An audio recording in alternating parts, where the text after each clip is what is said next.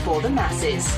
Headline edition, July 8, 1947. The Army Air Forces has announced that a flying disc has been found and is now in the possession of the Army. If the game is rigged, change the game. Game changer. I occasionally think how quickly our differences worldwide would vanish if we were facing an alien threat from outside this world. This is Fade to Black with your host, Jimmy Church, on the Game Changer Radio Network and KGRA, the Global Radio Alliance.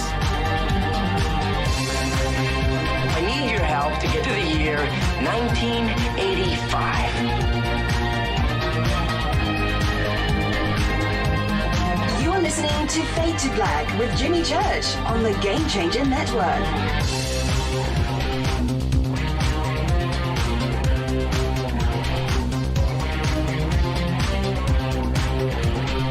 Good evening.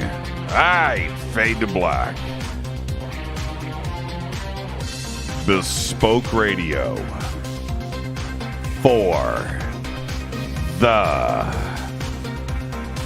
masses. Yeah, how you doing? Today's Thursday, August 26th, 2021.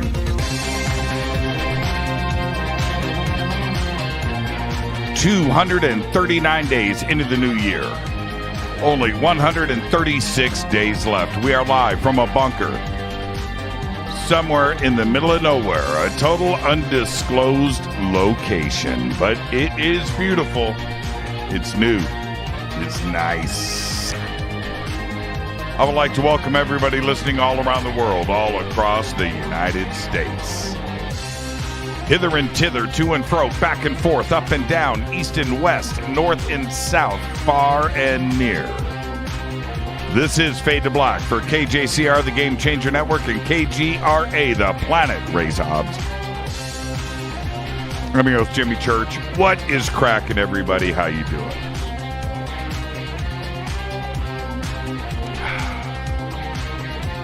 All right. This show this evening is dedicated to Konstantin Vaskan Kamarian, Papa John, who left this earth earlier today. All right, I'm just going to leave that right there. The show must go on. Tonight is another Fader night with open lines all night long. Your calls, your conversation, UFOs, conspiracy, time travel, the paranormal, the supernatural, lost history, pop culture, guitars, right? All that stuff. Yeah, man, it is open lines all night long. This is Fader Night. This is the greatest night in all of talk radio in all of the world. Unscripted, uncensored, unscreened, and unfiltered. All right, it's open lines all night long. The call-in number is 747-228-2051. I will open up the phone lines in a bit. There you go. You can follow me on Twitter at JChurchRadio. Follow me right there. I've got Twitter up. Quick update. As everybody knows, right before showtime last night, this monitor went down. But if you can see, it is now back up. But it's not the same monitor. It's this monitor moved over to there. Because in front of me, I've got an even bigger one, and I had to balance it out. So I put these two on the outside and this stupidly big one in the middle because I couldn't get one to match. I tried to find the exact same one. I couldn't do that today. And it was really funny because I almost pulled the trigger. I was like, man, but these are brand new, but I was going to go with, fully curved. And I thought, no, you know what? No. Stop, Church. Just stop right there. Just get this bigger one, put it up. But it turned out it was the monitor this morning I swapped cables, and I was halfway expecting it to be a cable. I had plenty of extra HDMI cables, right? I was hoping for that, and that did not happen. It turned out to be the monitor. The monitor's over there in the trash can, and do I fix it? Right? Oh man, So anyway, that's what's going on. Everything is up and running, and there you go. Follow me on Twitter. Twitter is live to my right. Hello to everybody out there. I just jumped over into the chat rooms to say hello to everybody. I want to get to the breaking news. A Norwegian company. Now check this out. This is nuts. But I think we kind of all saw this coming. A Norwegian company has created the world's first zero-emission, fully electric, autonomous, no crew container cargo ship. Full on.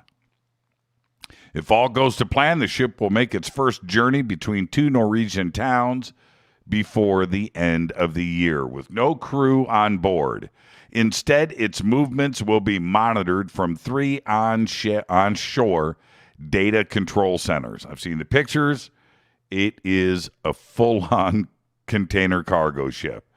Absolutely incredible. Now, more incredible than that is this. A shark's rare virgin birth in an Italian aquarium may be the first of its kind.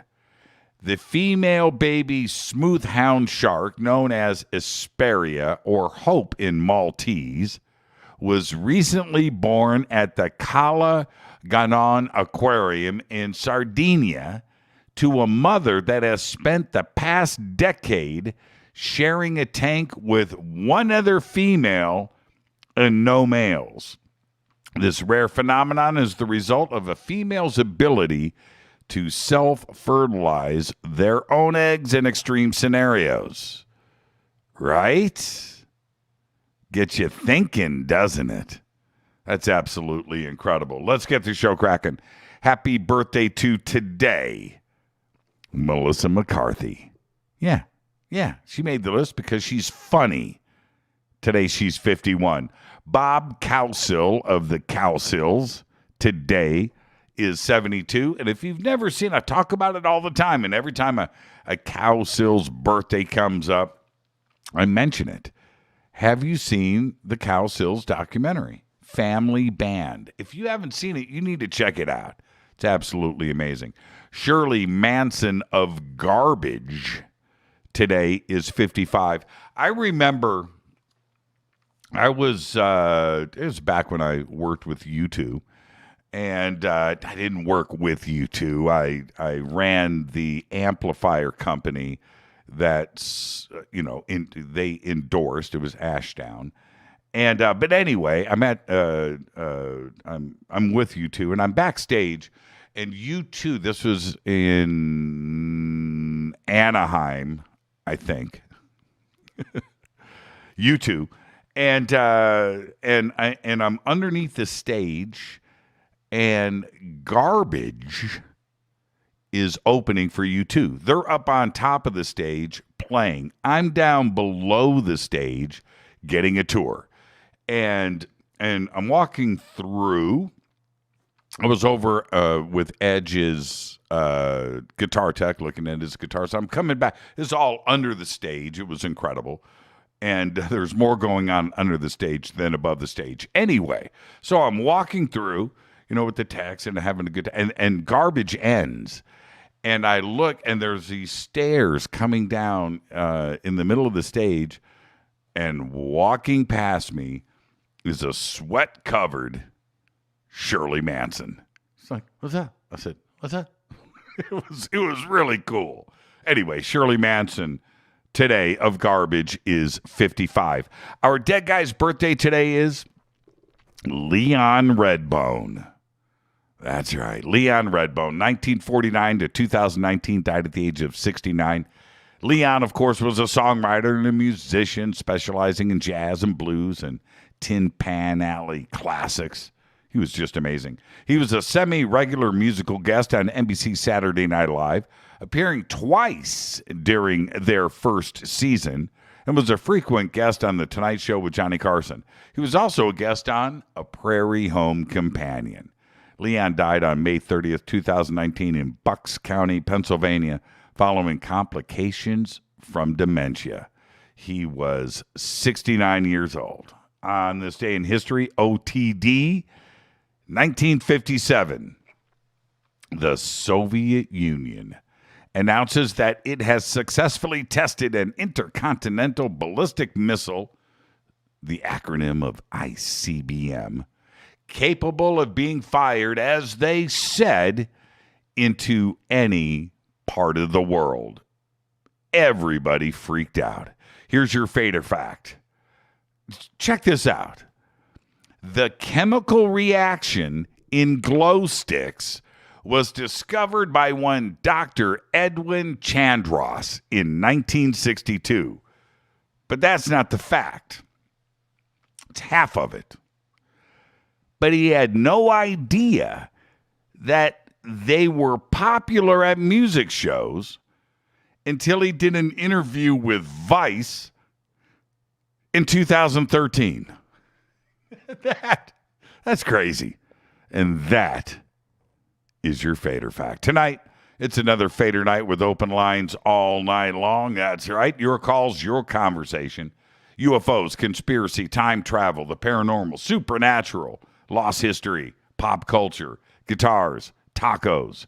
And everybody knows that Fader night is the greatest night in all of talk radio in all of the world. It is totally unscripted, uncensored, unscreened, and unfiltered. And if you want proof of that, I'm going to take my first call. And it is with Ronnie McMullen of Life Change Tea. Ronnie, what's up, my brother? How you doing, Jimmy? I am doing fantastic, sir. How are you? I'm doing great. You are the first call of the night. I'm feeling very special now. Yeah, you are. And this is unfiltered, unscreened, uncensored, and unscripted. Is it not, Ronnie? It is. It is. Obvious. I was thinking if I wanted to tell a interesting story about my race car, or if I was just going to hold on to it till next time. Does it involve aliens or a UFO? I wish it did. It was in the proximity of UFOs and aliens. Does that count? Okay. All right. So what happened? So our brand new race car, which is at 550 horsepower, we went to a race that we were supposed to race Vegas to Reno. It's a 500 plus mile race. So as we were getting ready to race, that's kind of interesting, I saw the monster truck, which is Red Bull. It has one of the top drivers in it, 1,000 plus horsepower, over $1 million truck. Our car is nowhere near that price. So our 20-year-old driver, who's completely seasoned, and ESPN was saying, keep your eye on the T car, went to racing, and out of 400 entries, 400 cars, by the sixth pit, we were second place. What? Guess who was first place? Red Bull. And I'm like, oh my God. And I told all the guys, I said, I don't care what happens in this race. We just need to beat Red Bull. Man, that's fantastic. Okay, is there a happy ending? Well, there's an interesting ending. So after the sixth pit, we break down. We have 5 flats and a transmission problem. We don't finish the race till 11 o'clock at night that night on Friday night. I said, where's Red Bull? Red Bull broke down. We finished the race. They didn't. We won. Wow, shut up. Are you serious? We didn't win the race. We just won Red Bull. So my dream came true, and we'll see how the car does in Laughlin in the third week of September. But we should rake pretty good. But yes, it was quite the drive. Yeah, you know what? I'm starting to dig the town of Laughlin. I just spent I was there for 8 days, 9 days, something like that. And what a great little town. Yeah, it's fun. There's, a few casinos, a few places to eat. The river's right there. You can do some water skiing, boating, or jet skiing, whatever you want to do. So it's really cool. And for racing, it's the best race to watch because you can actually see the car in motion instead of just watching it leave and come back. You get to see more of the car. So it's really fun on the race day. Yeah, it's seriously a mini Las Vegas. It's in the middle of the desert. It's in the middle of the desert. But it's got their own version of the Strip, but you've got the river there, and it's more of a small town vibe with all of the action. I dig Laughlin, man. It's really cool. I would like to live. I wouldn't mind a house across the river facing Laughlin. That would be cool. You're talking Boulder. Yeah, Boulder. Yeah, exactly. The only thing, Jimmy, is for me, I would melt. It is so hot there. I mean, it is hot. It melts tires off of rims. Yeah, it's so hot. You live in the desert right now. I do, but not like that. Man, there's hot and there's fried. It's all the same. It's all the same, man. And but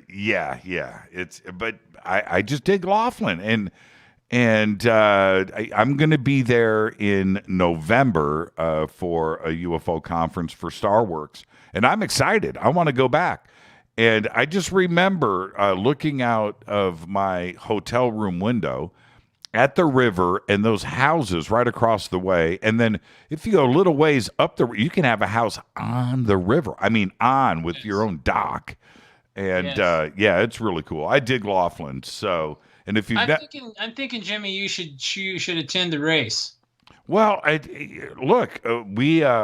could broadcast live. Boy, wouldn't that be something? I would.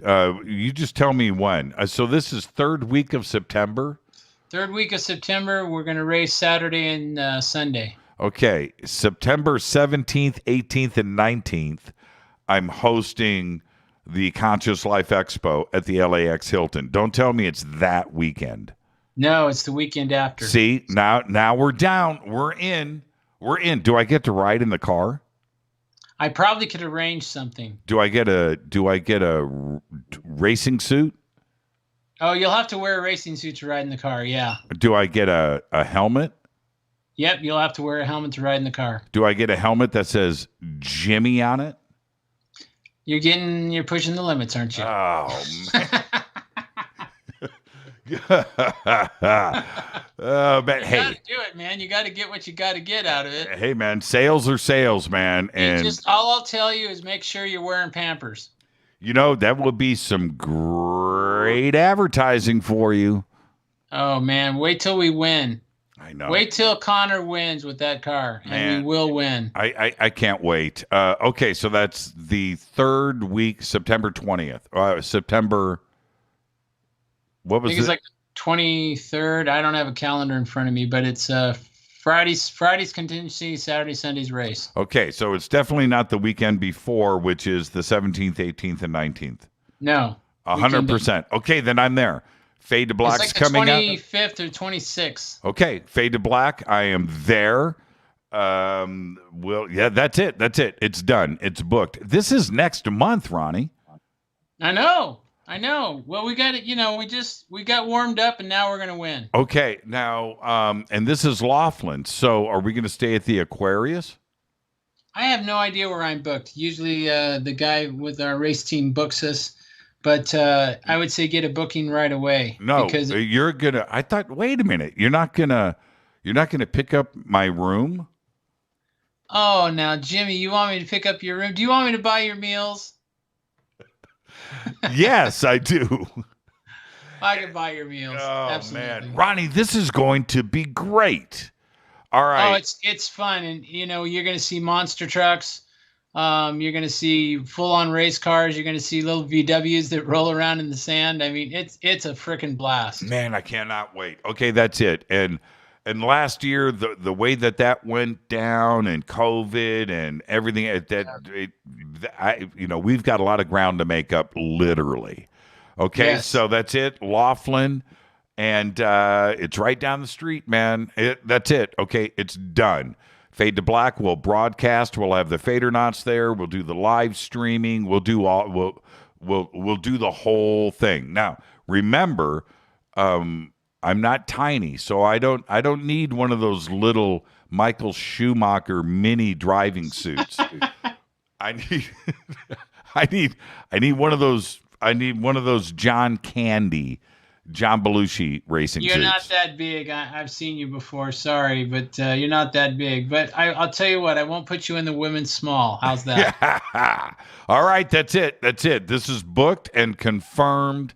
I'm totally excited about this, Ronnie. I am just.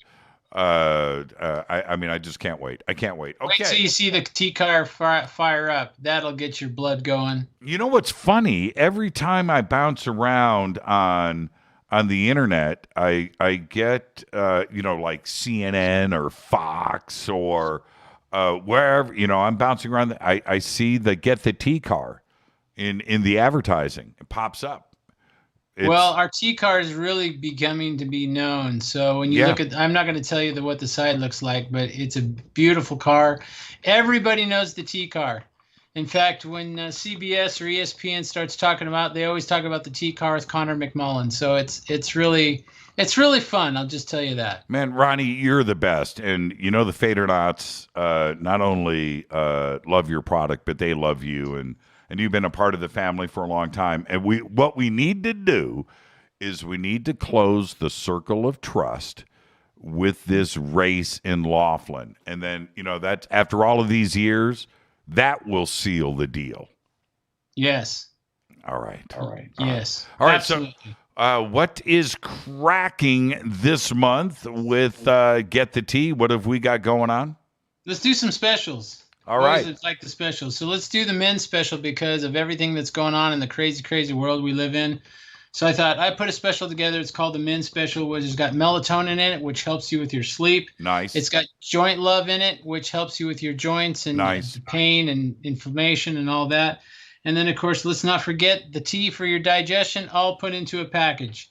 And then also I put another package together, smaller package, and it's just the tea for digestion and a prebiotic, which is really nice to have to face off the intruders that everybody's trying to spread around and get everybody fearful of. And both specials. Okay, well, hold on a minute. And these are pretty cool too. So the men's special, again, super tea, and you've got the melatonin, which is awesome, man. I love melatonin. And you've got the joint love. That's on special for just $79. And I'm going to say the obvious, free shipping for the Fadernauts, right? Correct. So all you have to do is grab this, and the promo code is Fader, Fader. Uppercase, lowercase, or does it matter? It doesn't matter. That's what I'm talking about, because you're Ronnie bleeping McMullen. Now let me take a look at this. Okay, so this is Super T and Pre and Pro Biotic. So yes. Wait a minute. How does this work? How do you do Pre and Pro in one bottle? Because it basically sets the standards of setting stuff apart from you and keeping you up and running so that if you do get something, you'll get rid of it quicker. So it's really a powerful tool. It's something that all natural. And we need stuff, Jimmy, to keep our immune system up. And one of them is don't be fearful. Enjoy life right now. That's the most important thing you can be doing. Exercising is great. Oxygenating yourself, eating right. These are all things that are really good. But believe me, when you go into fear, the body shuts down. So I would just tell you, make sure that you enjoy yourself. And Laughlin's a good thing. I invite all the Fadernauts to come watch the T-car do its baby, because you might just see it win first place. And wouldn't that be fun to see? Man, I just cannot wait for this. This is going to be awesome. And I want everybody to go and visit getthetea.com. The links are over at jimmychurchradio.com. You can punch it into your browser. Getthetea.com. The two specials that Ronnie just mentioned are right there on the homepage. And then use the promo code Fader, and you're going to get free shipping. And Ronnie does that for the Fadernauts exclusively right here. So thank you for that, Ronnie. Here we go. Third week, the end of September, Laughlin, Nevada. I'll be out there with Ronnie and the Get the T race car and the team and Connor. And now, you know what's weird? I just got to say it. What's Connor's last name? McMullen. How is that? That is like the craziest. It just doesn't make any sense to me. Well, I'll tell you this. Maybe I'll tell the story when we have time once again for the people that don't know. But it is actually, the race team comes up to me all the time. They go, we still just are blown away by how you and Kevin is the car owner, and how you and Kevin got together, and Connor, and it's just really interesting. So he's become my brother, even though we're blood. We're actually not blood, but we have the same last name, and I'm sure we are connected somewhere in the food chain. Have you done Ancestry.com? No, I have it's just not. too weird. I probably should, but it's weird because he has some of the same traits I do, and he lives right here in Phoenix, so it's really cool. It's a match made in heaven, that's for sure. Yeah, it's just too strange. I mean, if I go and sponsor a race car and the driver's name is Connor Church, I mean, it's be like, wait a minute here. What are the odds? Ronnie, Right. Ronnie, thank you so much. Thank you for being a part of this family. You've been a sponsor for, I don't even know how many years. I don't, and that is great. Thank you so much. Thank you so much. Everybody, please visit getthet.com. Ronnie's 2 new specials are right there on the homepage. All you have to do is use the promo code FADER. You get the discounts, and you get free shipping, and you get healthy. Ronnie, thank you so much, man. Enjoy the rest of your weekend. Thank you so much. Love you, Jimmy. Love you, Fadernauts. See you in the next race. Yeah, Ronnie McMullen. Thank you so much, Ronnie. Now, you heard it right here, the breaking news. I will be in Laughlin, Nevada with the Get the T car, the Get the T team. I'm going to ride in that thing. I'm going to hang out with Ronnie McMullen all week. That's going to be awesome. This is Fade to Black. I'm your host, Jimmy Church. It is Fader Night. Open lines all night long. So let's get straight to it. 747-228-2051. GetTheT.com. Promo code Fader. I'll be right back.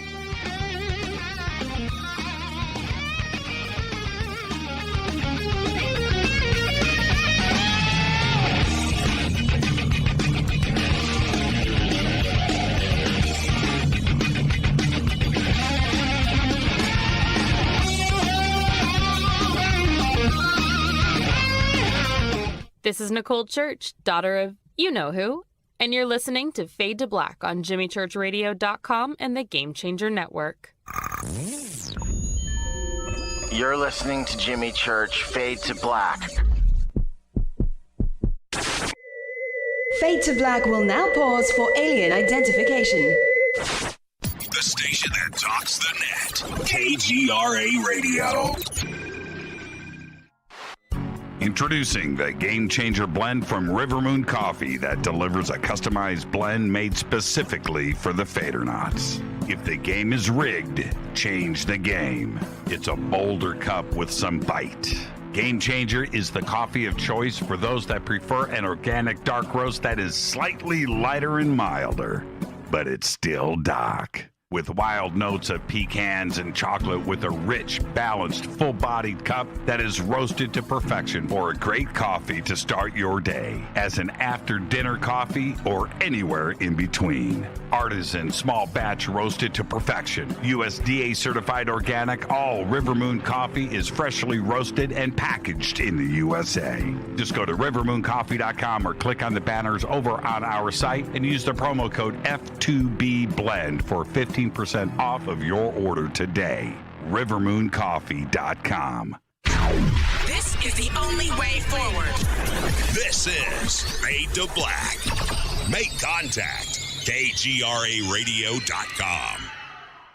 This is Jimmy Church of Fade to Black, and you can get our podcast for just $2 per month. All you have to do is click on the podcast banner over at jimmychurchradio.com. Hi, folks. It's troubling times, and fear is pushing emotions, which in turn pushes health the wrong direction. Do you ever get an ache because life is uneasy? Try Life Change Tea at wtih.com. Life Change Tea works on your digestive tract, helping to move food through quicker and comfortably so your health is spot on. Life Change Tea may not help with world issues, but it will help with your digestive issues.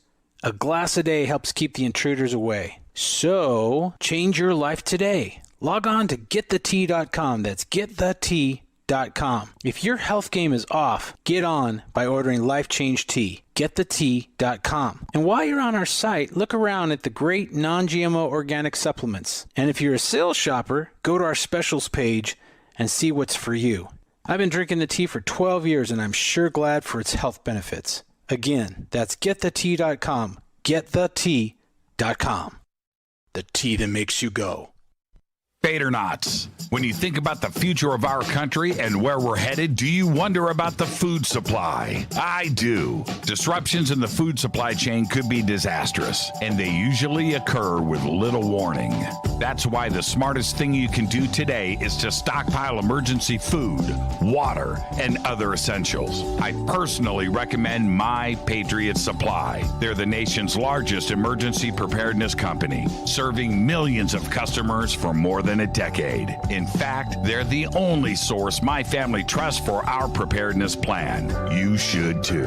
Right now, save 20% off a full 4-week supply of delicious meals that provide 2,000 calories a day. Saving 20% helps too, doesn't it? Especially now. So go to preparewithjimmy.com and get ready.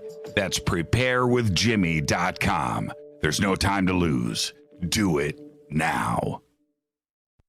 9 out of 10 geneticists agree.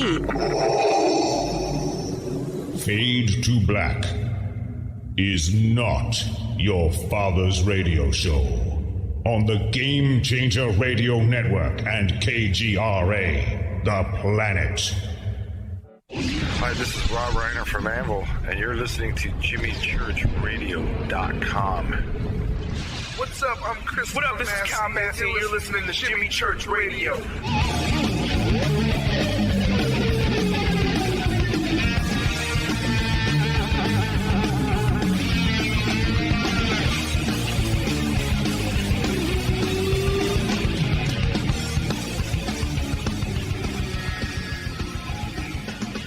All right, welcome back, Fade to Black. I am your host, Jimmy Church. Tonight is Fader Night. Open lines all night long.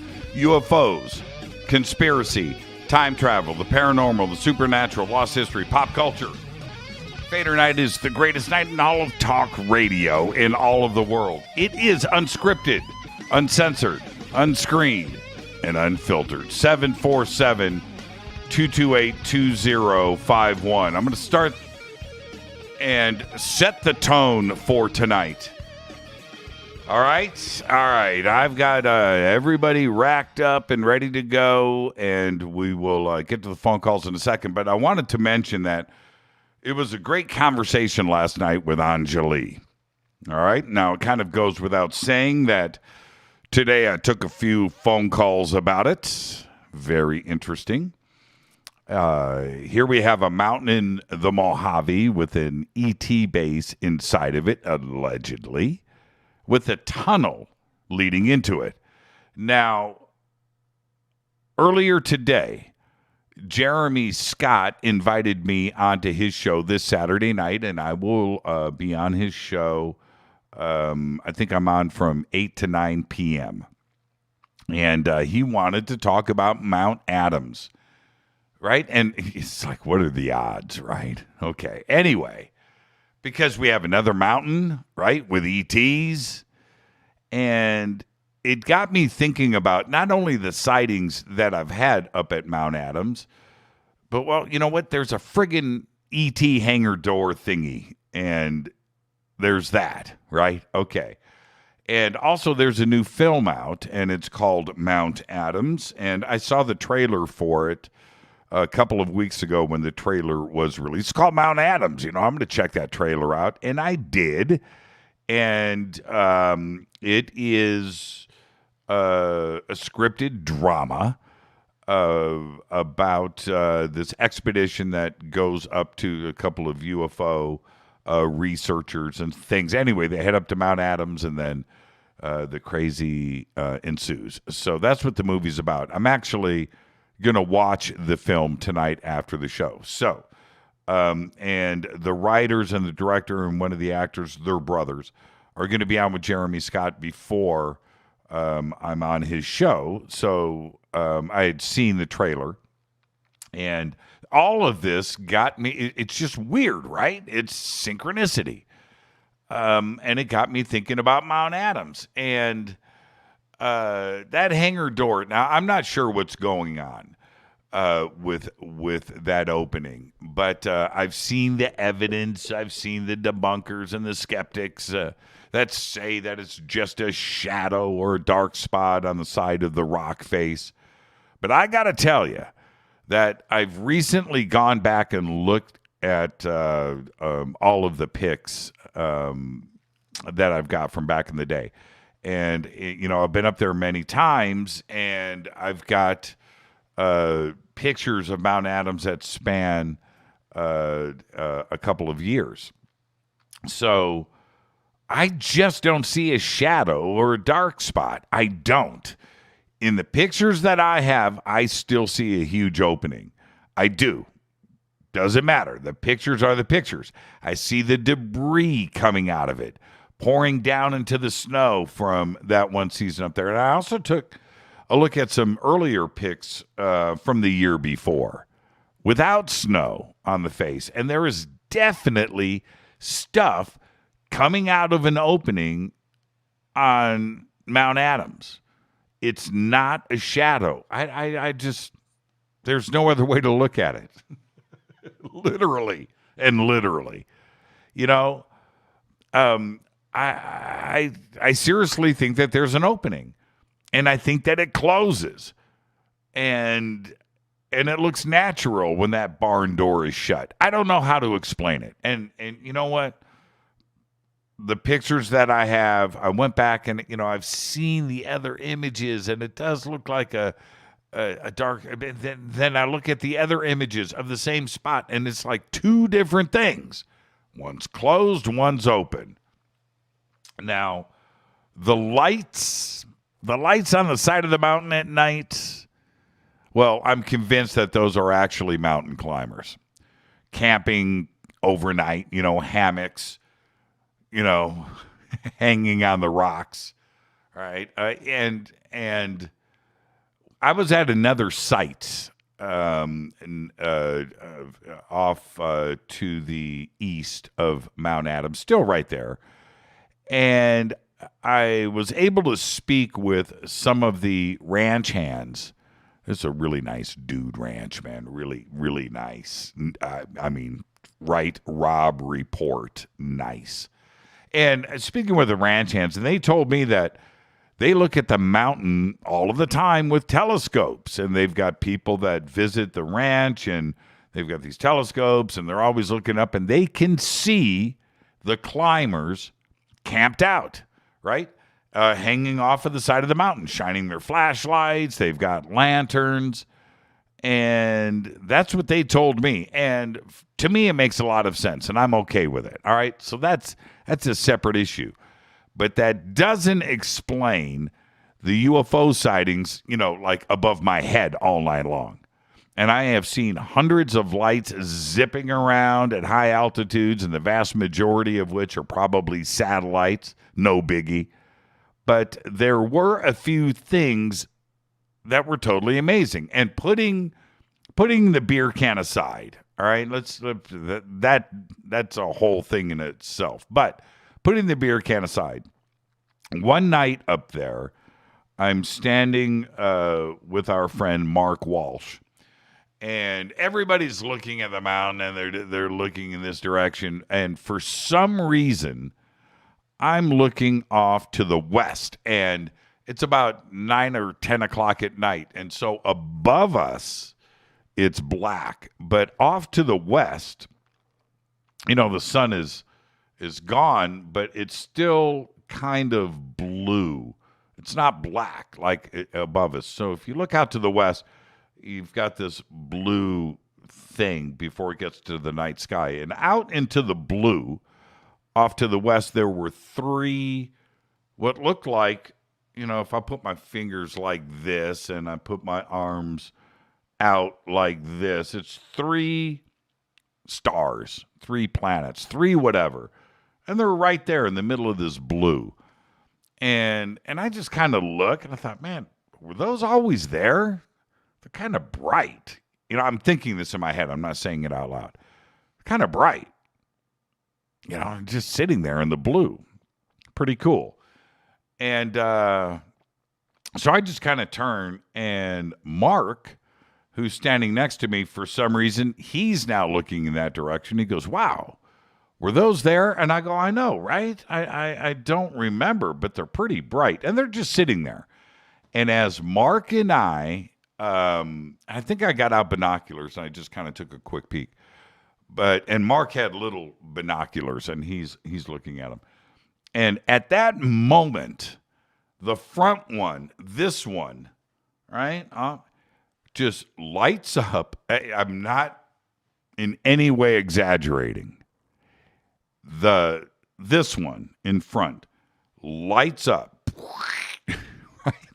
It's like, holy crap. And Mark and I are like, holy crap.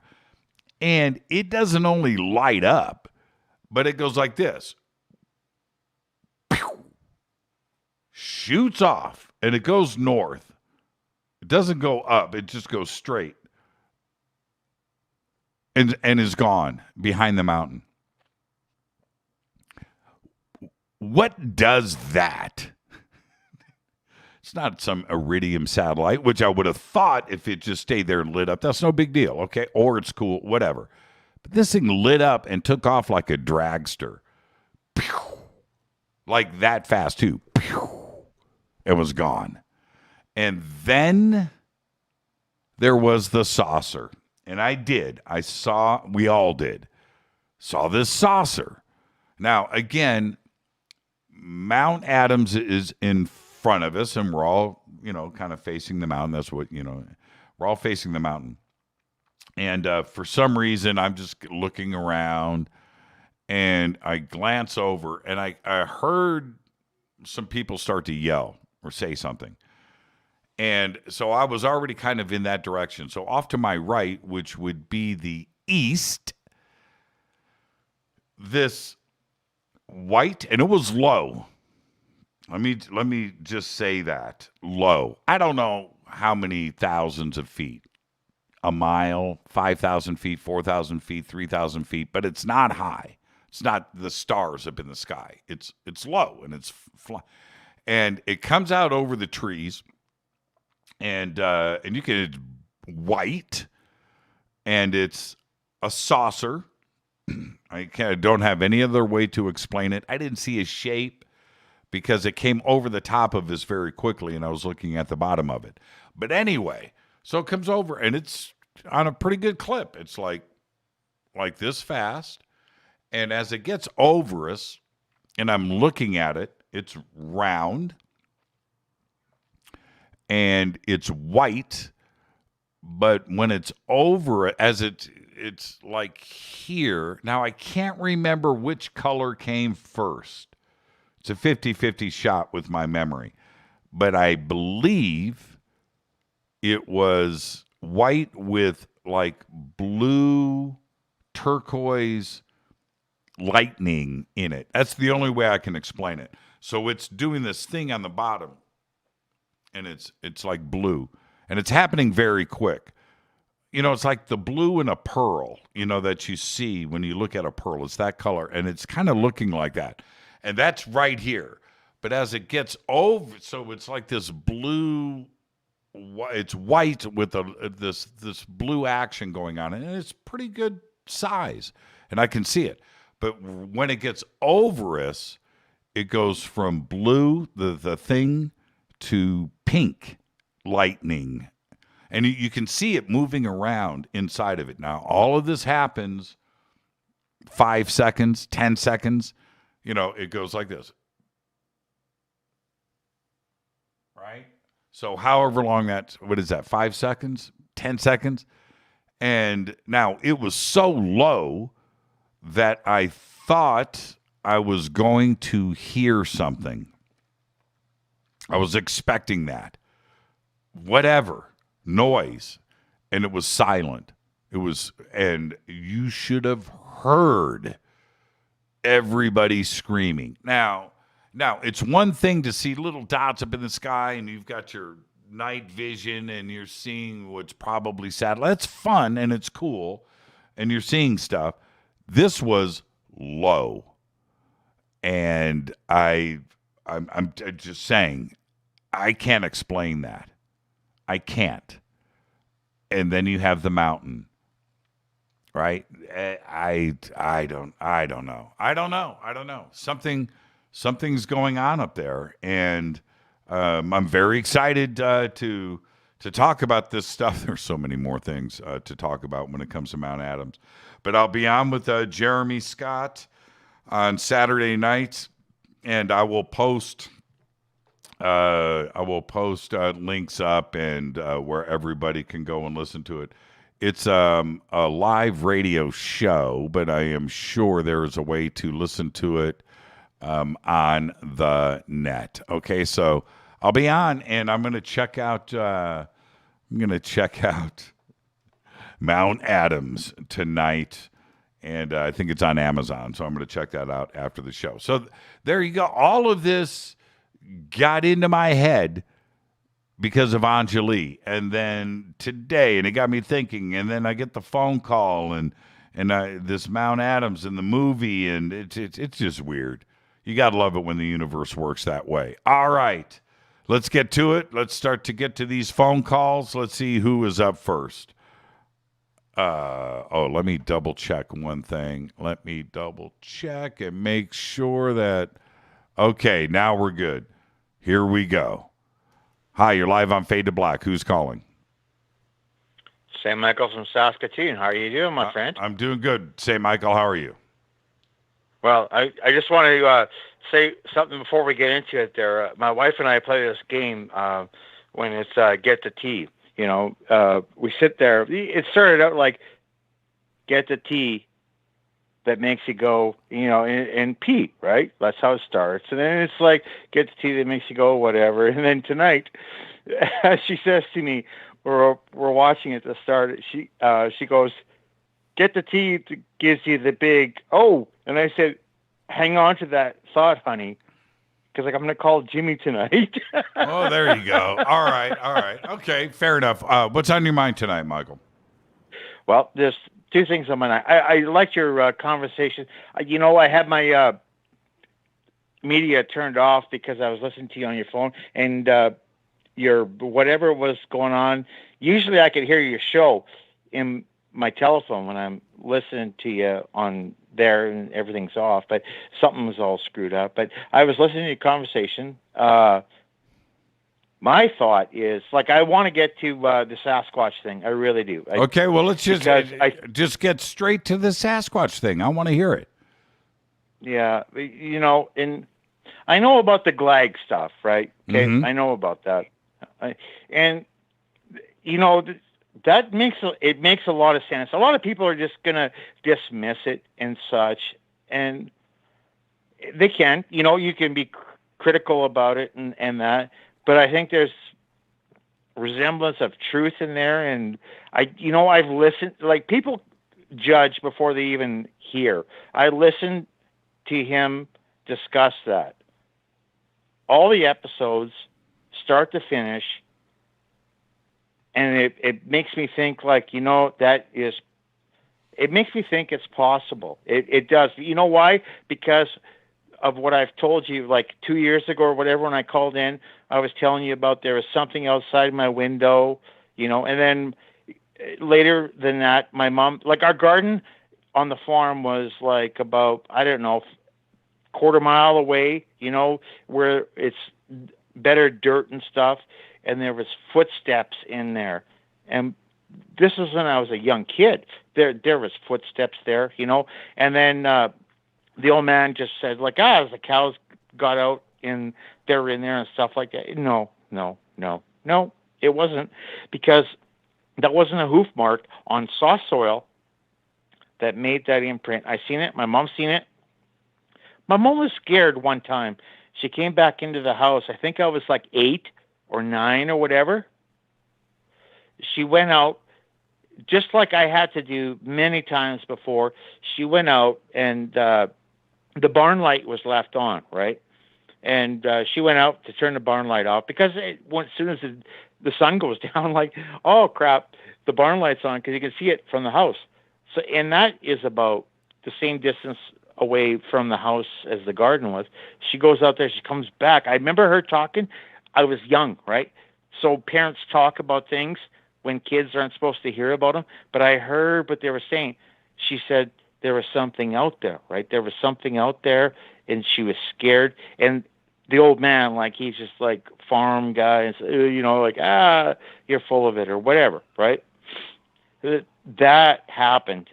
And I don't think that linked to my experience, because that was previous to that, but it does link to an experience after that, which is when my father's sister, my aunt, was on the farm, and she ran a tractor one day.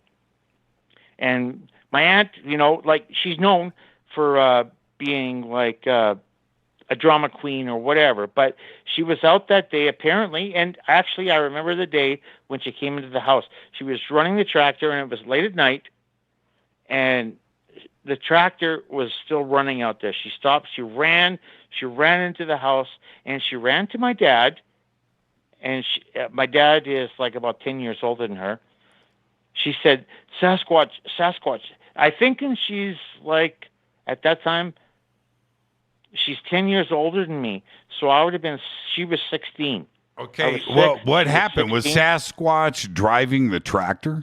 No. She was driving in a bushy area, and I don't know how it was, but she seen Sasquatch. She stopped the tractor. She jumped off. She ran back to the house and told my dad, "Sasquatch, Sasquatch," and he just, "You're full of it," whatever, right? And then he drove out there in the truck, and they shut the tractor off and stuff. She said she seen Sasquatch. Did your I ask my aunt about that? Did your dad see Sasquatch? That night when he went out, he had to go turn off the tractor. St. Michael. No. He didn't see Sasquatch. Of course, no. Okay, I got it. He doesn't even remotely even believe in that. He doesn't. He goes out. You know, they go out. Like, we're talking like in Canada, right? In the this is 1974. Okay, right? St. Michael. I've only got 60 seconds. All right. Yeah, 60 seconds. I'll tell you what. You know, I love you. I love you too. And Charlie Watts there, my friend Frank, from Quite Frankly, he's a drummer too. Like, he feels that. I seen it. You know what? He had like 2 upside down 5-gallon pails and a hubcap. That's his drum set. That's what he had, and he's famous, right? Love it. You guys check out my friend, please check out my friend Pete at his Creepy Little Book. Yeah, Creepy Little Book. Jimmy, I love you. Yeah. You're a great guy. I love you. And I'm not done my story yet. We'll have to finish it, because it went after that, past tense. Absolutely. I love you. St. Michael, have a great weekend. St. Michael from way up north in Saskatoon. And there we go, kicking off the show tonight, Fader Night with St. Michael. And I am going to take a quick break right here, and I'll come back to more of your phone calls right after this. This is Fade to Black. I'm your host, Jimmy Church. It is Fader Night. It is Thursday. It is open lines all night long. I'll be right back after this short break with more of your phone calls. Stay with me.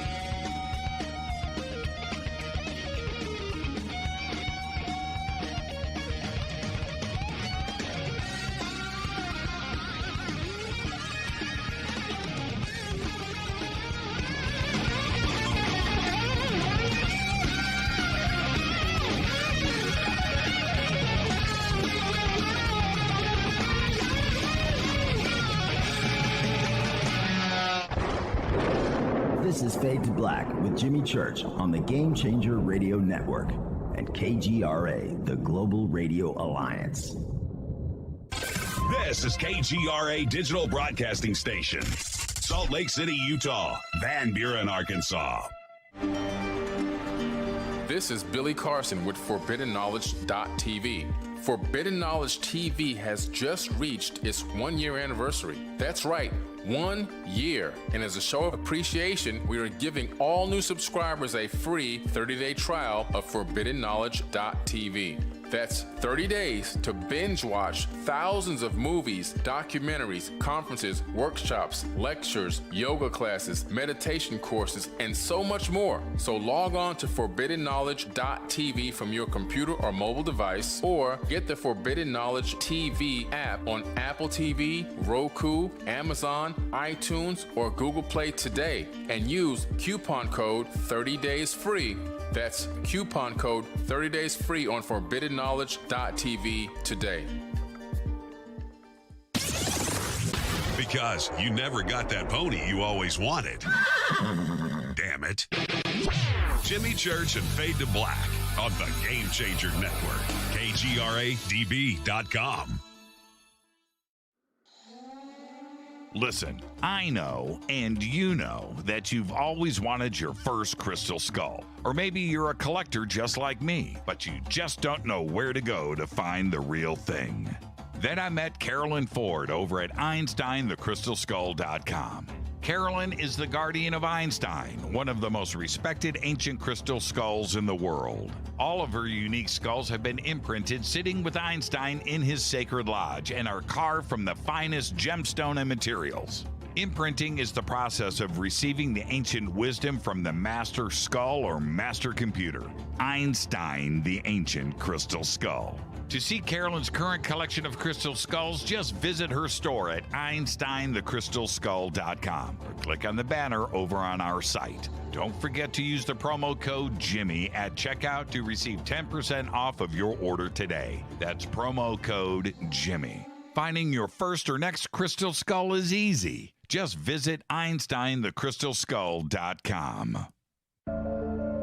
When you take the beans from Central America with dashes of Indonesian and African mixed in and then roast it to the dark side of Fade to Black, you create the ultimate brew of fringe.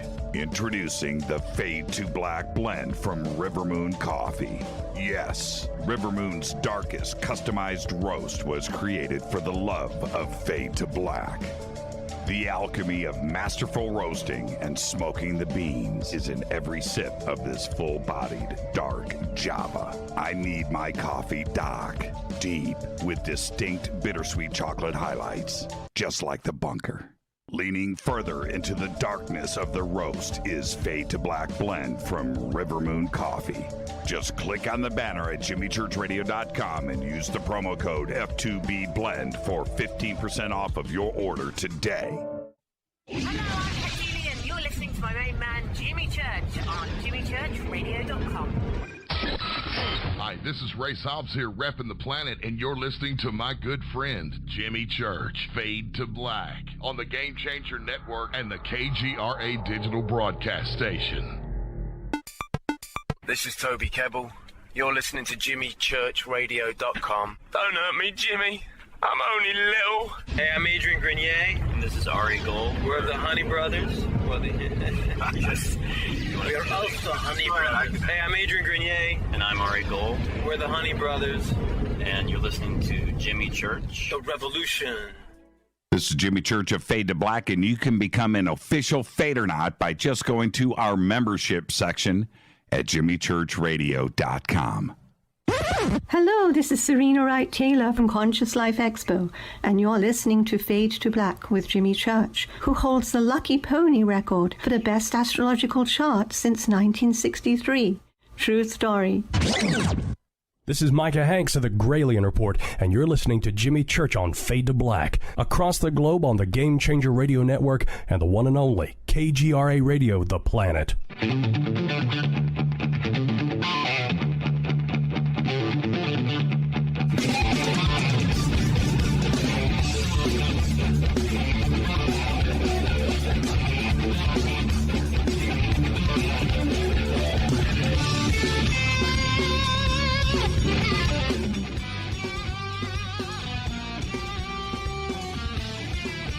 Welcome back. Fade to Black. I'm your host, Jimmy Church. Tonight, it is Fader Night. It's Thursday night all night long. It's Fader Night all night long. 747-228-2051. Saw this tweet just pop up from Dino. J. Church asking Anjali if they played Van Halen inside of the Mojave base. Yeah, I'm serious. When you go inside of a base like that, what's the atmosphere like? And that was a great conversation last night. But what's the atmosphere like? I'm serious. Is there artwork? Is it, is there, and I'm being very serious. Is there, what do they decorate? You would think if they're living there, you'd want it to be homey, right? And are they piping in music? Van Halen. And is it just silent? Are they just walking around doing nothing all day? You would think. You got to decorate. Look at the bunker, right? You want it to be, I got my Bigfoot over there, my Sasquatch. And exactly, right? And you want it to be homey. And I got my I Want to Believe poster, hanging right there. I've got all my Carol Peralta paintings and things, right? You want it to be homey. So what was going on in there? Okay.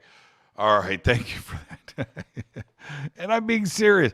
I was being sarcastic a little bit about the Van Halen. If they have musical taste, they're going to pipe in the Van Halen. But is there noises? Is there what does it smell like? What do you see? And so I'm going to bring Anjali back on the show. Now, there was a couple of things before I get to the next caller here. I didn't get into okay, let me just say this. Whitley Strieber called me today. He listened to the show last night. And we talked about it. And one of the things that Whitley and I were talking about was that Whitley said, you didn't get into, and I said, no, I didn't. And I didn't do that for a reason, because the story itself is so broad and so long, going from the coffee shop to the end of the experience. That's a whole show. And I could even break that down into sections and do a whole show there and get into the details. But I wanted to, as a first opportunity, to sit down with Anjali and just get the story from the beginning of the coffee shop to the end of the night. Let's get that in. If I would have spent time on, I do want to know what communication was going on. But if I would have said, what did you talk to the lavender being about? That's an hour right there. And we don't get to the end, and we don't get to the teleportation. We don't, we don't get to any of that. And I wanted to do all of that in one show.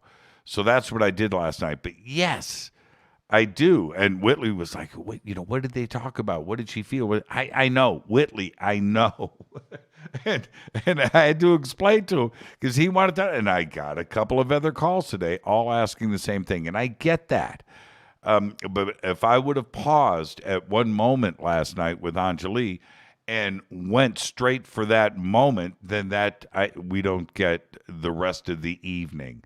And, it's not a 6-hour show. I had Anjali for 2 hours, 2.5, and there were certain things that I wanted to get in one show, so it sat there, and then we can go later and jump into some other specifics and spend an entire show on that. All right? Okay. All right. So why did I just do that? Oh, that was the tweet. The Van Halen tweet. Let's go back to the phones.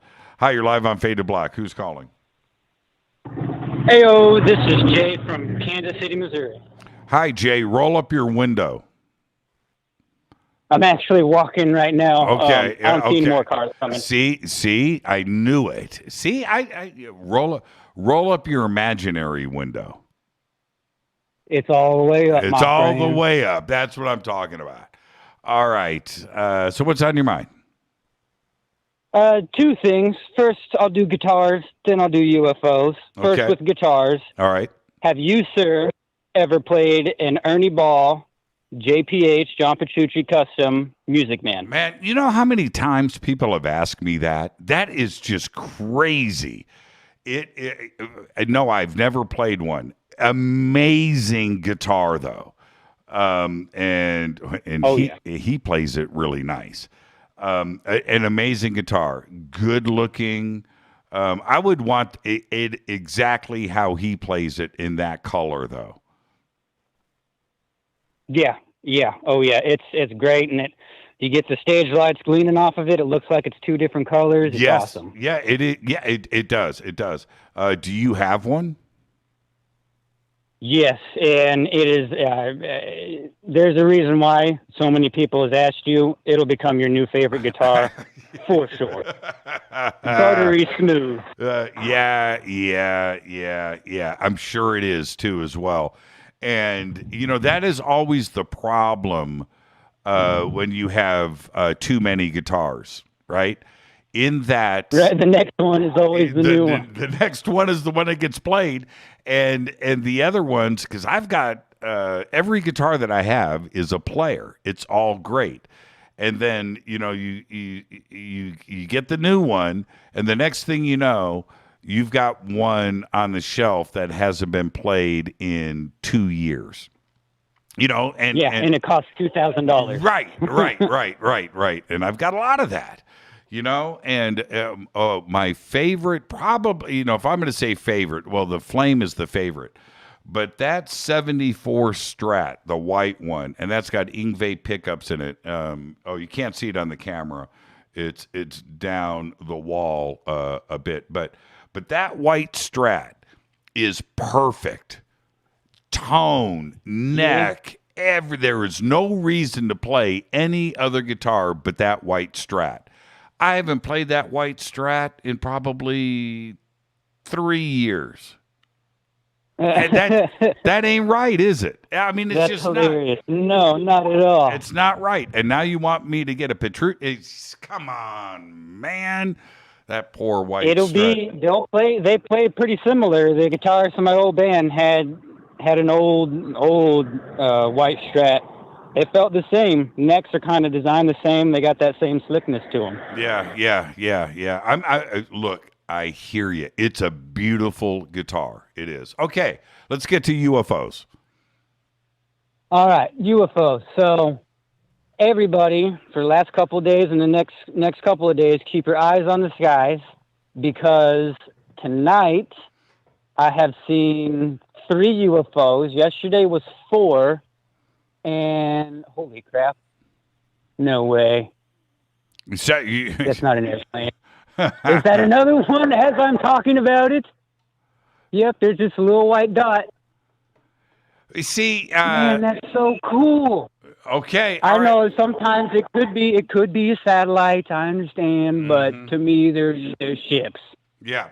Last night after the show, I was standing out on my balcony off of my bedroom. I'm standing on the balcony just looking, and I swear, now, everybody, I should have run in and got the night vision, but I didn't. But it was, I'm not saying it was a black triangle, but it was three white lights, and with one pointing out and then 2 on the back, and it just cruised by silent, and it just cruised by, and I just stood there and watched. I thought, man, no way, really?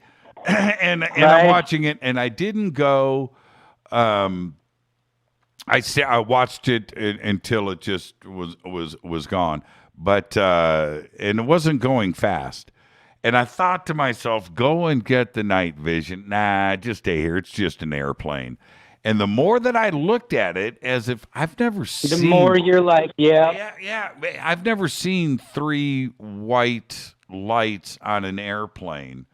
Now, okay, so this is the other thing. So it flies by. And I watched a couple of jets and a couple of planes, flying. I'm watching them, and, you see the the flashing light and the red and the green and the things. And I'm watching, and I just went back in my mind's eye, and I thought to myself, that thing didn't have any of that.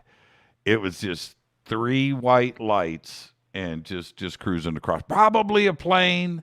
But this was last night, and it was pretty interesting. And I didn't get the night vision. Well, that's actually the first time I called you was about a black triangle. It was the day before Fader Night. I had one fly over, only mine was like, I don't know, just above maybe 2 tree lines high, and mine was not silent. And that was like, it was shaking. Like I felt my brain rattling on the inside of my brain, my skull. It was such a loud noise it was making. Well, yeah. So you're saying keep your eyes on the skies over the next couple of nights, including tonight. Yeah. Yeah, there's all kinds of stuff going. And while you first put me on hold, I saw a shooting star fly over, nice and blue, nice light blue little shooting star, and I was like, wasn't that magical? I love it. Yeah. I'll grab the night vision tonight and head out. But that was pretty strange last night. These 3 white lights could have been anything, but it was what it was, and it wasn't making any noises. And that was the other thing. The 2 jets that flew over, no helicopters, but 2 jets, and you can hear the jets. You can hear, right? You can hear, not this. Right. This thing just went right by, not that far away, very low, 1,000 feet, 2,000 feet, and was just silent. No propellers, no engine noise, and it just cruise by, doing a drive-by. Gotta be anti-gravity. Thank you, Jay. Have a good night, my friend. All right, fade to black. Fade to black. That's what I'm talking about. Jay in Oklahoma. Thank you for that. And I don't know. I've got to get back into my old habits, which is night vision at the ready. And I have got... I got a text coming in. I've got really good binoculars too as well. Let's go back to the phones.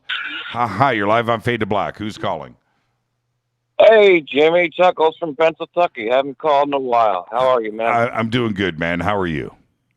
Oh, I'm doing great. Kara and I are doing well. We've been, getting back to enjoying life the last few weeks. She's a year out from a heart transplant, and it's just going well. But listen, I want to say I'm very sorry for your loss in the family that you had. I do mean that. Yeah. I don't want to take away from the show. The show must go on. I know you don't. But listen, yeah. I know you don't. I'm just being nice. But all right, so listen. Every show you have is great. I'm always moved. You faders, fader not. It's just awesome. But last night's show, I'm gonna flip this. Imagine if you were us listening to that show last night. Mm-hmm. All I want to say is, it was like we're about. I'm like, it's about to go down. That's all I kept thinking during that show. And as soon as, our time, 1 a.m. hit, it was late. I got to go to bed. I went straight to YouTube and I watched her press conference in Washington. And I'm like, this is going to go down. I am, and I'm sure more than we know, but that's cool. But do you feel like it's about to go down? We're going to say hi to E.T., man. That's a dream come true. Well, okay, we have to look at this a few ways, Chuckles. And I'm going to just let me do this for a second. I'm going to put you on hold for a second, so you just stay right there. The part of this, and this is where I think all of us are very, what's the word that I want to use? I think all of us, Chuck, are aware of our emotions. Look, the UFO community right now is pretty happy, and for sure, it never gets boring around here. And just when things start to simmer down a little bit, something else happens. And right now, it's Angelique. Okay, all right. You were saying that, like it slowed down in the news, and she just, for me, popped it right back up. Well, so let me answer your question, which is this.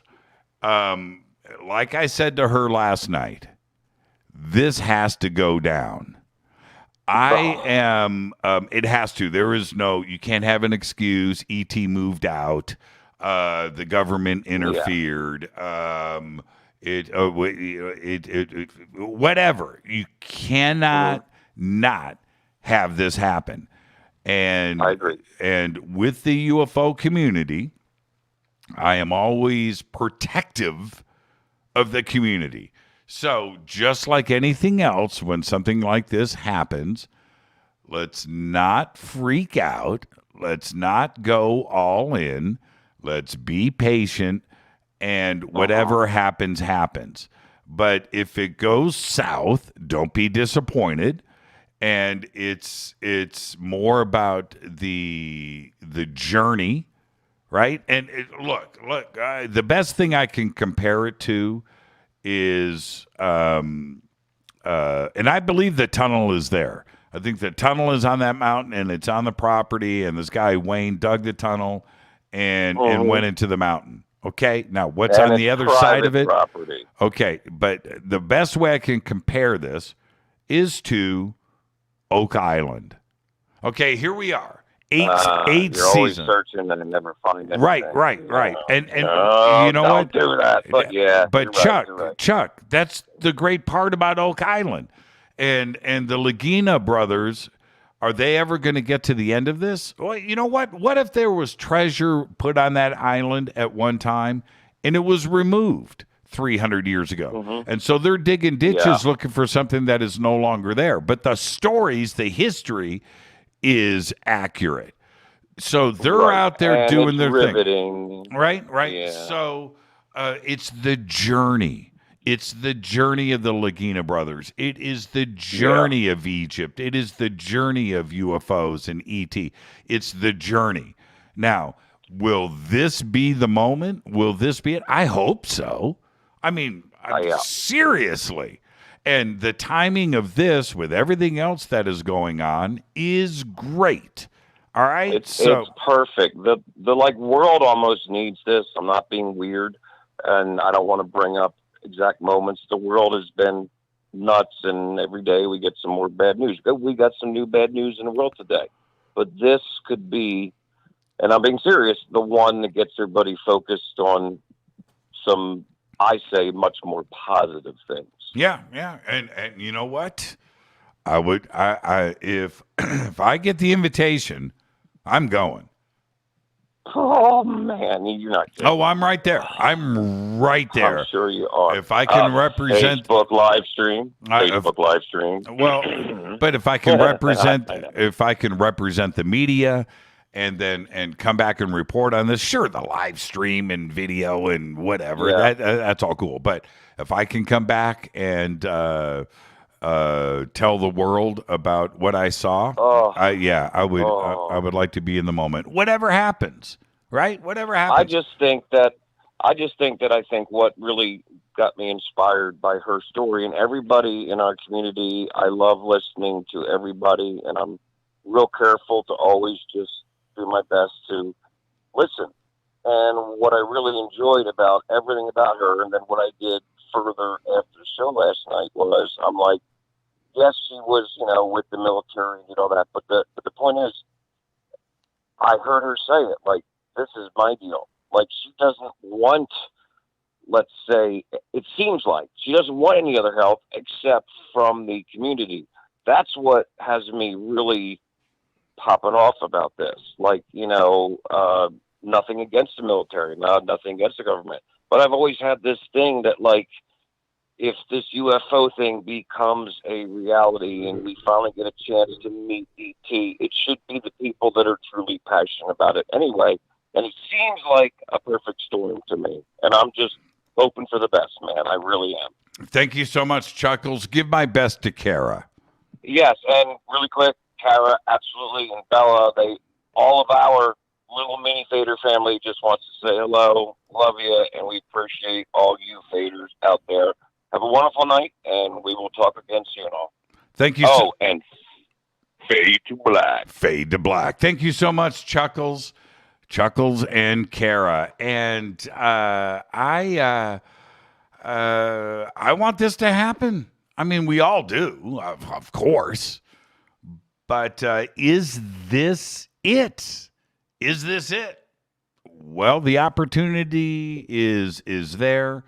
And if it's everything that Anjali is saying, such as this is an invitation from E.T. E.T. is saying, and she kept saying, soft disclosure, that this is the moment and this is what is going on. Okay. And it's going to happen before 2021. I don't want to have any excuses. Wayne, I know that he's not well, and there's been mentions of cancer and things, but all of that cannot come into play. There's none of it. It's just got to happen. It's got to happen. Got to go up there. I don't know if it's going to be 6 people, 10 people, 12 people, 5 people. I don't know. But going in, documenting everything, and taking that right turn at the end of the tunnel. It just has to happen. Has to. No excuses. And I'm excited. I really am. But let's all of us, take a deep breath, take a step back, and listen to Uncle Jimmy. Let's just not get totally 100% invested with our emotions. I don't want broken hearts. Let's go back to the phones. Hi, you're live on Fade to Black. Who's calling? How are you, Jimmy? It's Tasmaniac. Oh, no way. How are you, man? Yeah. How are you being, my friend? I am great. What's going on in Tasmania? Well, we're doing pretty good down here, Jimmy. I've moved out into the country, so I'm out in dairy country at the moment. Man, let me. I'm living with the sheep and the cows and the chickens and the horses. Okay, what's on your mind? And as I look up Tasmania. Okay, so damn. First off, I just want to say a shout out to Deb and Farmer in the chat and Zenzabil, very good people. And Epiponium, good person too, good person. And Blockchick as well, great mods. I'm in a new house, Jimmy. So I've got into this house now. I'm in an 1800s 11-room old hotel. Okay, wait a minute. What city are you in? I can't really say that, Jimmy, but you know where I am. No, I mean, I just want to look at that part of Tasmania. I have the map up. Okay. Well, you know where I used to live? I do. Right. Well, if you go west from there over to a town starting with W. Okay, I am looking. Okay, anyway, I don't want to waste phone time on this. I will keep going. So what's going on? Okay. I'll send you a message, and we can talk about it offline.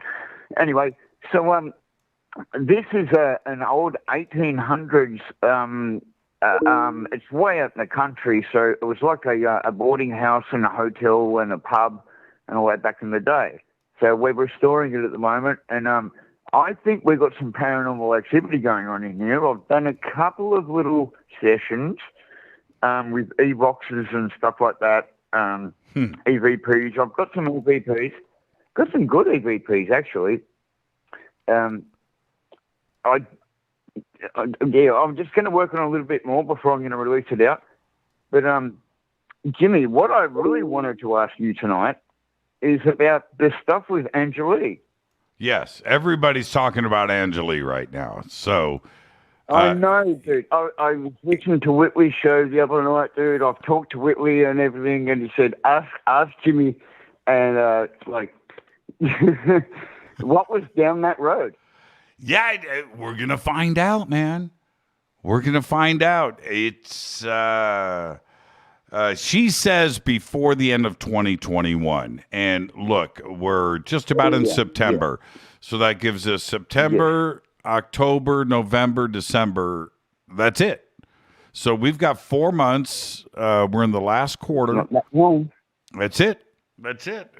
It's gonna go down. It has to go down. I mean, that's full on documented. Yes. What do you think? Well, from what I don't know. I wasn't there, but I've heard what all you guys have to say, and I think from what you have had there, you've got something that is very substantial. Yes, I know. Come out and blow this stuff up and get some attention to this. I totally agree. And especially in the mainstream time of where we are at the moment, with all this stuff going mainstream. You're right. You're right. You're right. You have a platform to do this thing. It's the perfect time. The world's attention is on this. The media is on this, Taz, and I'm in total agreement with you. The timing is like the perfect storm. So it has to go down. Something is going to happen, and let's hope it's the big one. Taz, thank you so much, man, and be safe down there in Tasmania, and don't be a stranger. All right, Jimmy, I need to follow up for you. Last time that I called in, I asked you about Stephen and Evan with the Wuru. Oh yes. Okay. And you said you would follow up. Okay. Well, I haven't yet, but with that, I've got to get to a break, though, Taz. So I just want you to be safe. The world is crazy right now, and you're in a good place in Tasmania, man. So just have a great weekend, and let's talk again soon. Okay. Thank you, Jimmy. Love you, faders. Love everyone out there, and I fade to black. Fade to black. Tasmaniac out there in Tasmania. Thank you so much. And I have got to get to a break, and I'm going to get that in right now. This is Fade to Black. I'm your host, Jimmy Church. Tonight is Fader Night with open lines all night long. If you're on hold, you just stay right there. More calls when we come back after this short break. Stay with us.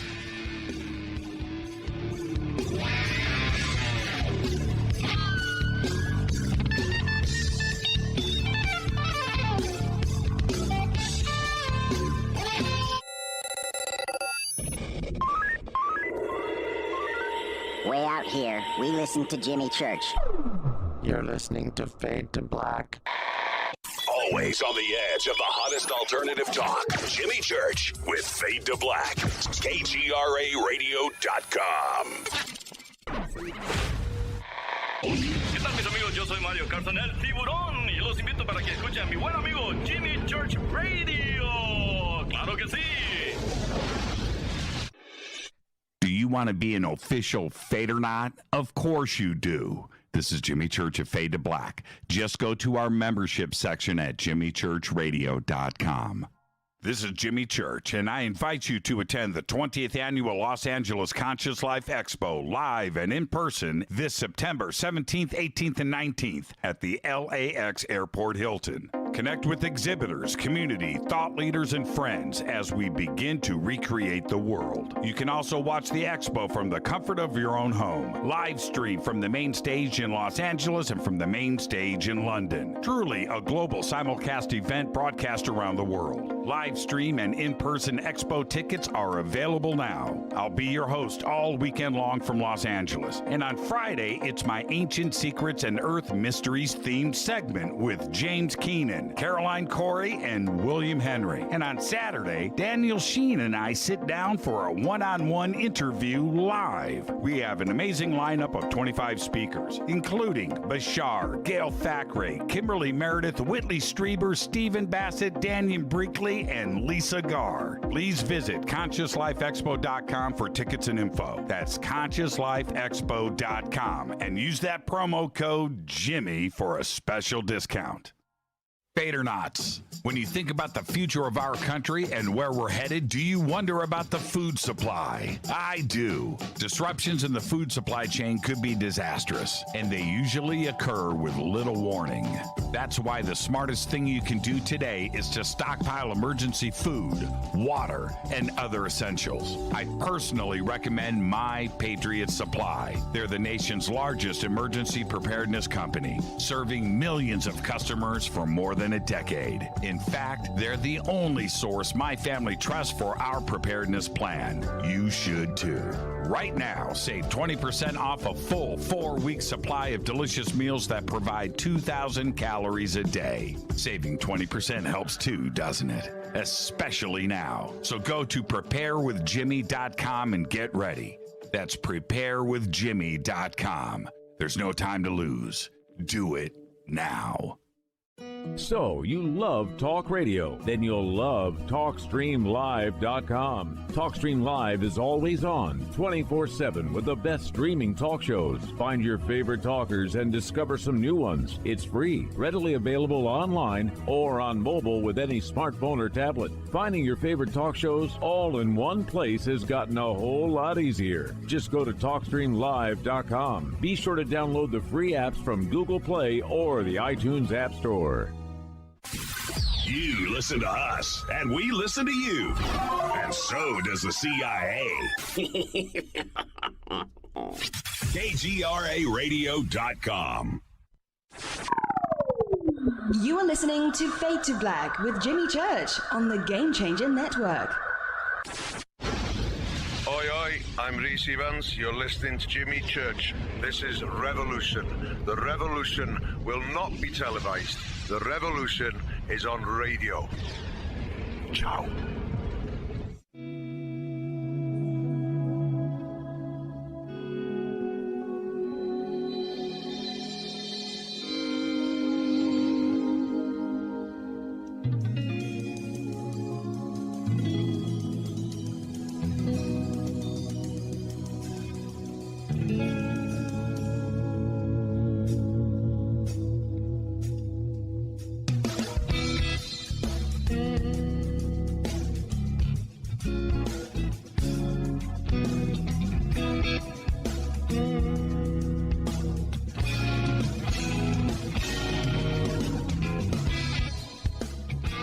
Welcome back. Fade to Black. I am your host, Jimmy Church. It is Thursday night. It's Fader night. 747-228-2051. Open lines all night long.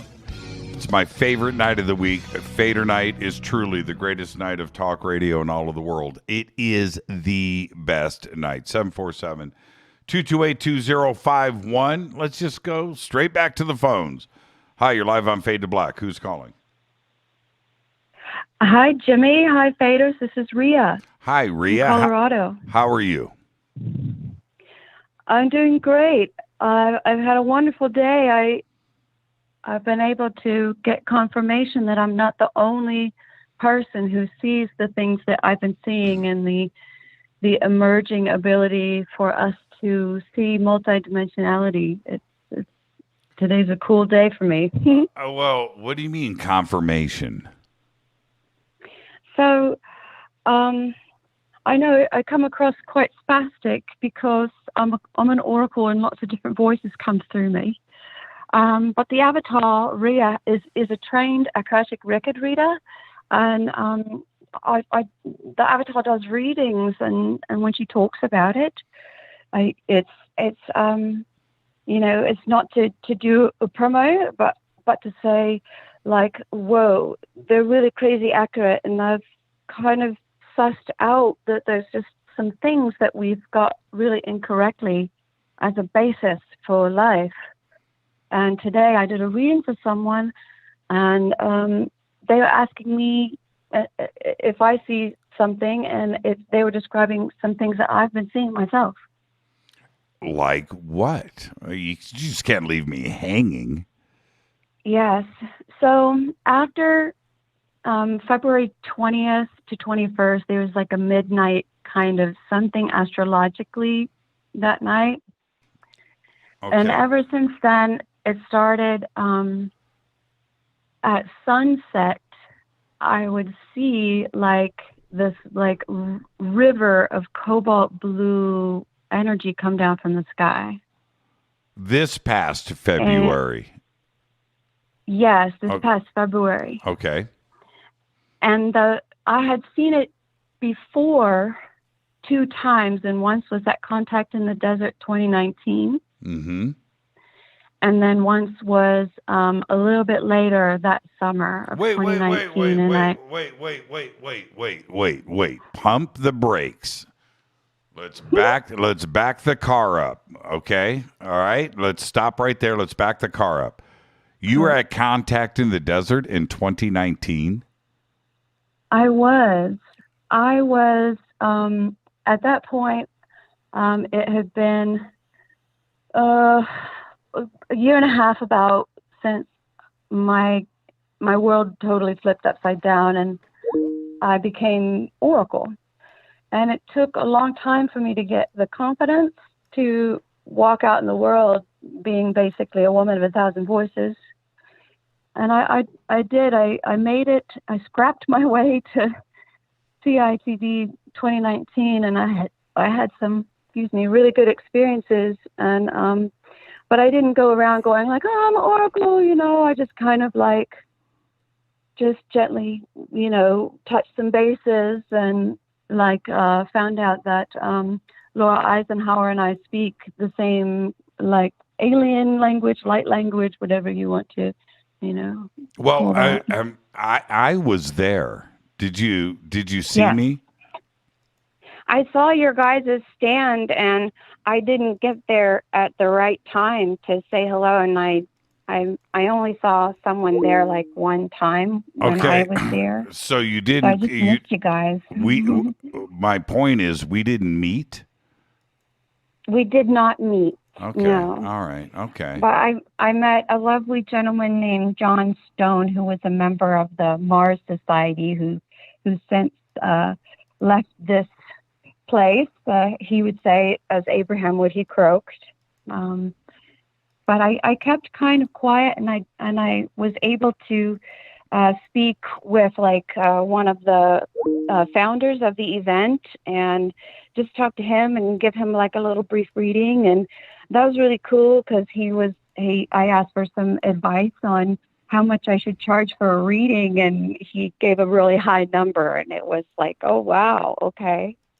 All right. That's really wonderful. But it was funny for you to say that. So I was hoping that we met so I would know what you look like.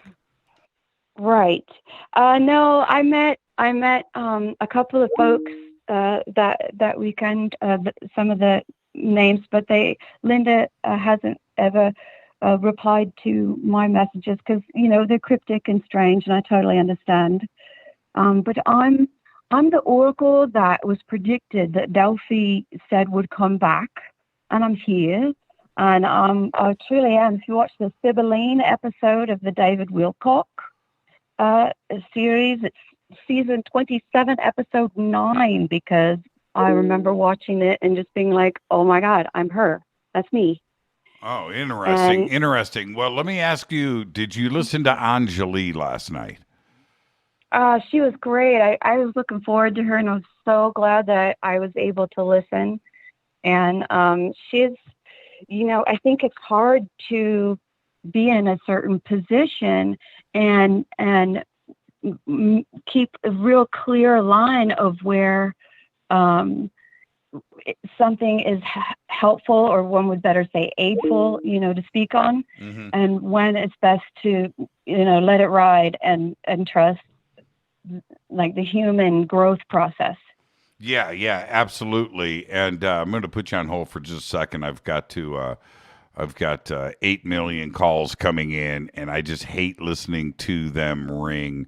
So I'm putting this caller on hold, and I'm coming straight back to Rhea. I apologize for this, but it just... okay, so what is the update, Rhea? What do you have for us? The update is that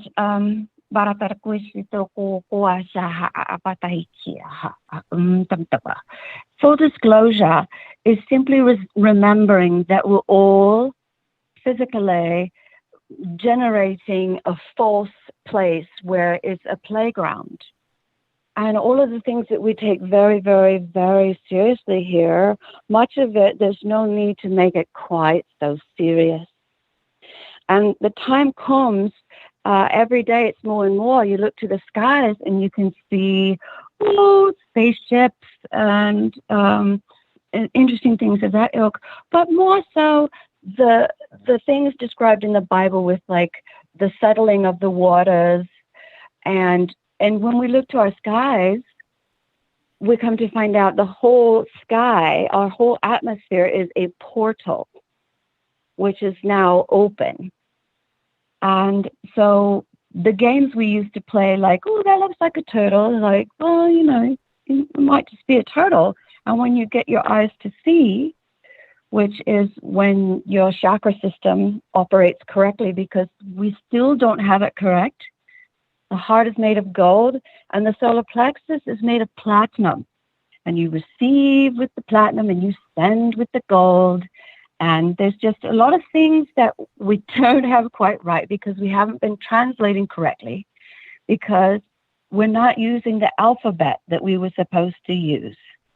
And so everything around us is this good. It's something we navigate through, and it's something we generate.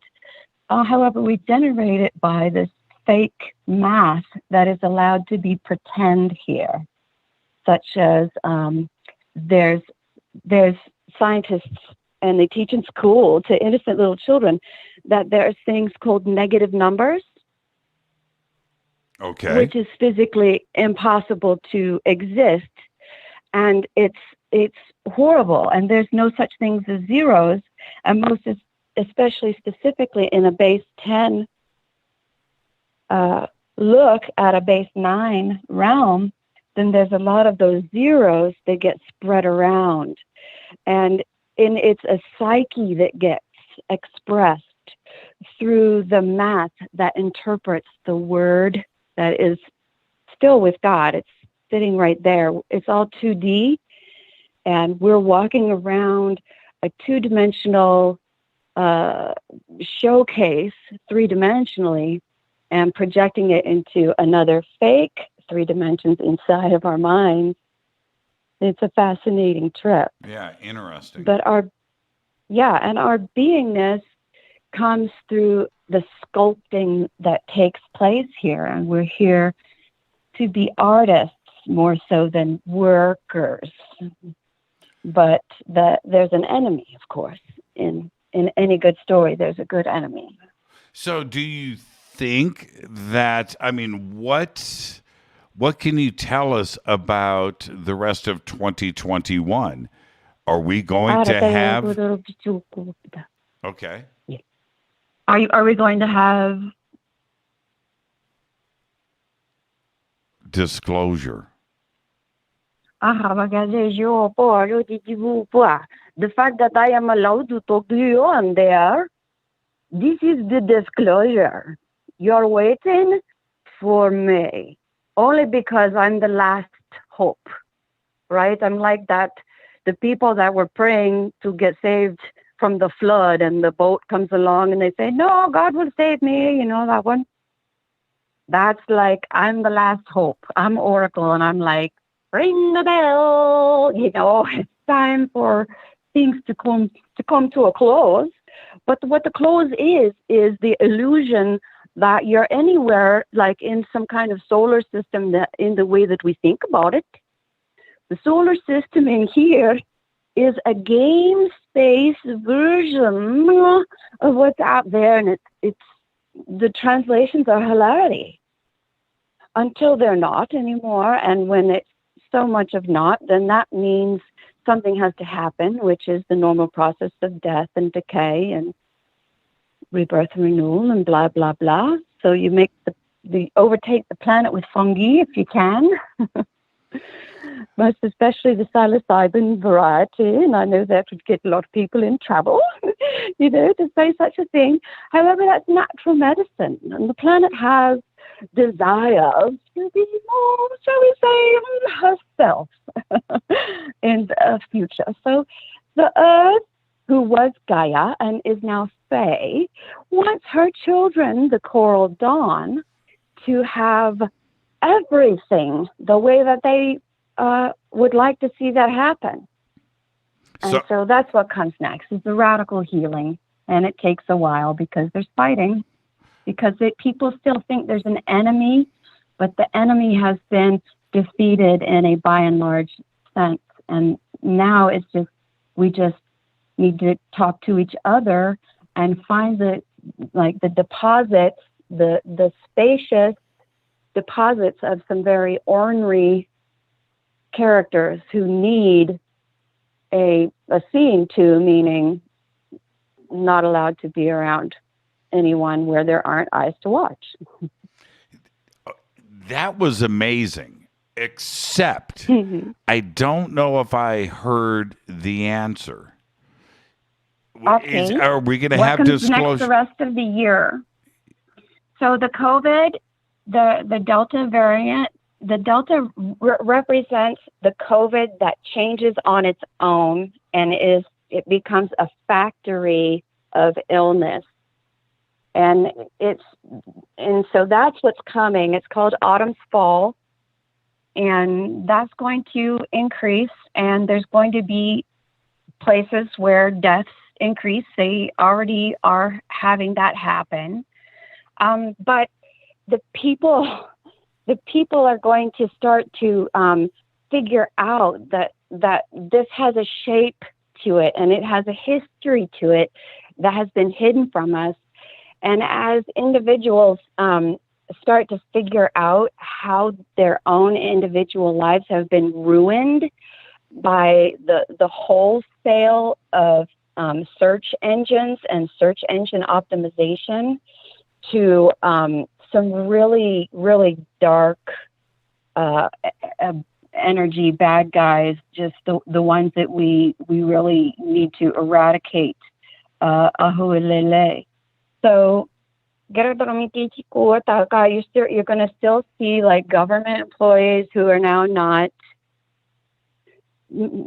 talking about stuff and causing intrigue and making like this topic interesting or that topic interesting.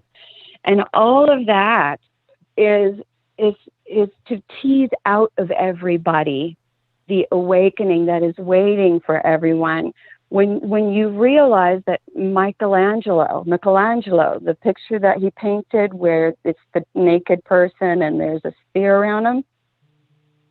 I think they were. I think they were all naked. Was they all naked? Now, but Rhea, before I let you go, is there going to be disclosure? Is E.T. going to show himself or herself to the world in 2021, not 2022, not January 1st? This year, we have 4 months left. From where I'm standing, they already are. And if you're waiting for the government to say, yeah, this is it, there's a misunderstanding about what government is and what private businesses are. Yeah. But I'm not talking about the government. I'm saying, is E.T. going to show themselves to the world?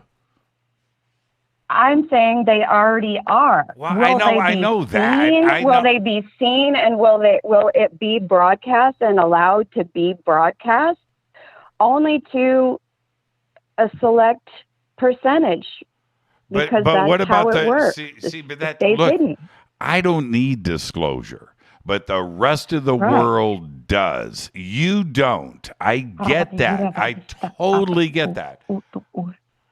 Yeah, okay, but the thing about UFOs is it's a government project, but UAPs are not.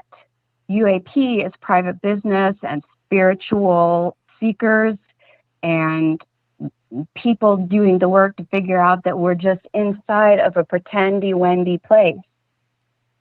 And that we have lives outside of here, like we have a video game player has a life outside of playing a video game, but this is a real good one. Sure. Rhea, always amazing. Thank you so much. Oh, blessings. Take care. Rhea from Colorado. That was just amazing. Love it when she calls. I don't want the dance though. I want to know. Anjali was amazing last night, and she's got me ready. I want to know: is this really going to happen? It has to. Let's go back to the phones. Oh man. Okay, hold on. Just hold on, and let me do this. I just got to hire a call screener. Not a call screener, but somebody just to answer the phones. And I can just sit in here with a nice computer monitor with the calls listed, and I don't have to do this. It throws off my concentration. Throws it off because it just went brrr, so I got to go click all the way up. All right, let's go back to the phones. Hi, you're live on Fade to Black. Who's calling? Hey, Jimmy, this is Wes from just outside Chicago. Hey, Wes, just outside of Chicago. Calling tonight to talk a little guitar, man. Okay. What's that? I'm not sure how else to follow that. No, you got your work cut out for you. It better be a good guitar conversation. Well, first I want to know what your favorite guitar is on the wall to play back there. Because I know you were talking about the white Strat a little bit earlier, but which one's your favorite to play? I mean, I say this, that my favorite is the Flame. The Flame sounds the best, plays the best. It's perfect. That is a perfect guitar. It's perfect.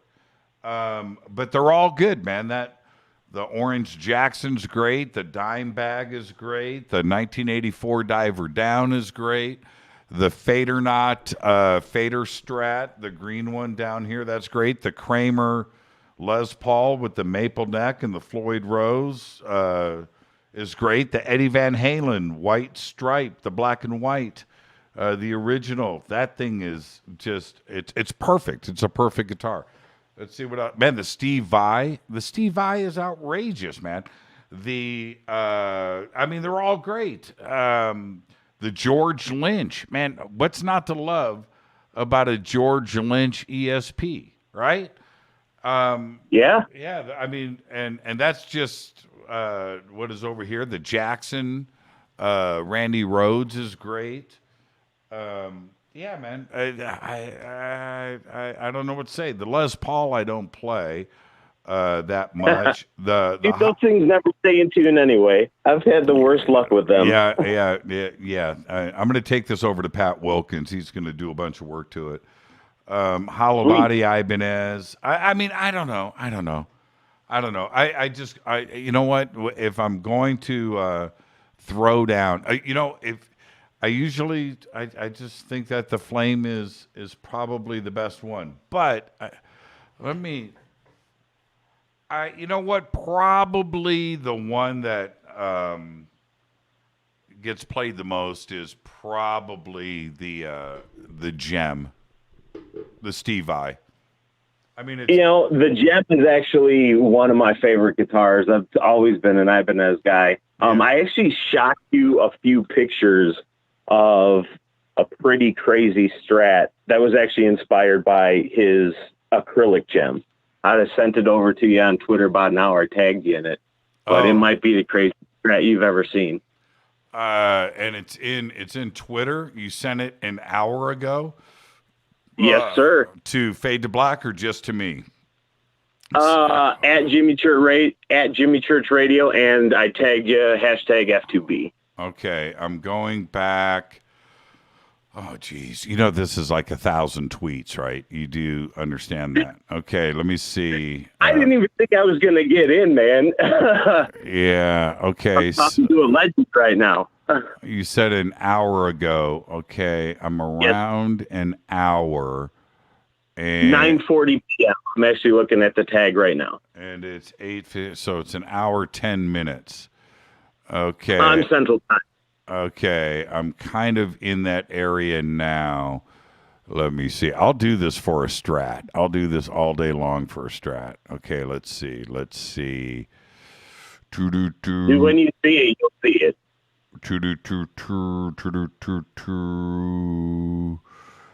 Oh man, I knew this was going to happen. There's just too many tweets here. There's just too many. Do you want me to resend it real quick? Yeah, do it right now. Right Let me see how fast you can do it. All right. Let me do this. All right. We'll do it on my phone. Okay. Yeah, this is live radio, everybody. You got it. And I've got 60 seconds before the break. So let's see how quick you can do it. 60 seconds before the break. J Church Radio. Yes, sir. Okay. I'm here. I'm at the top. Yeah. I'm finding a picture on my phone. Where is it? There it is. Okay. Okay. You got to be faster than that. 30 seconds. It's sent, man. It's there. It's sent. Okay. All right.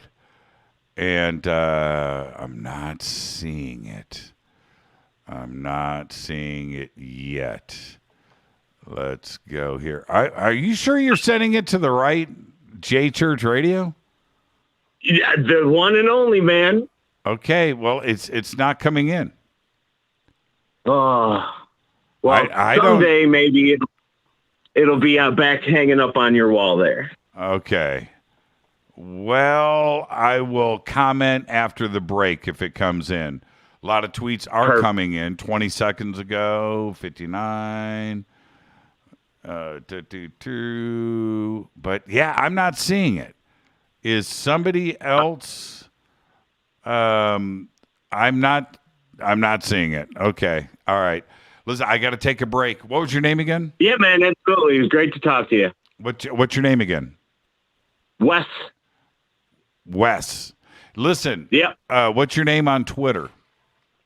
Wes Brazier. B as in boy, R-A, S as in Sam, U-R-E. I will see it. Have a great night and enjoy your weekend.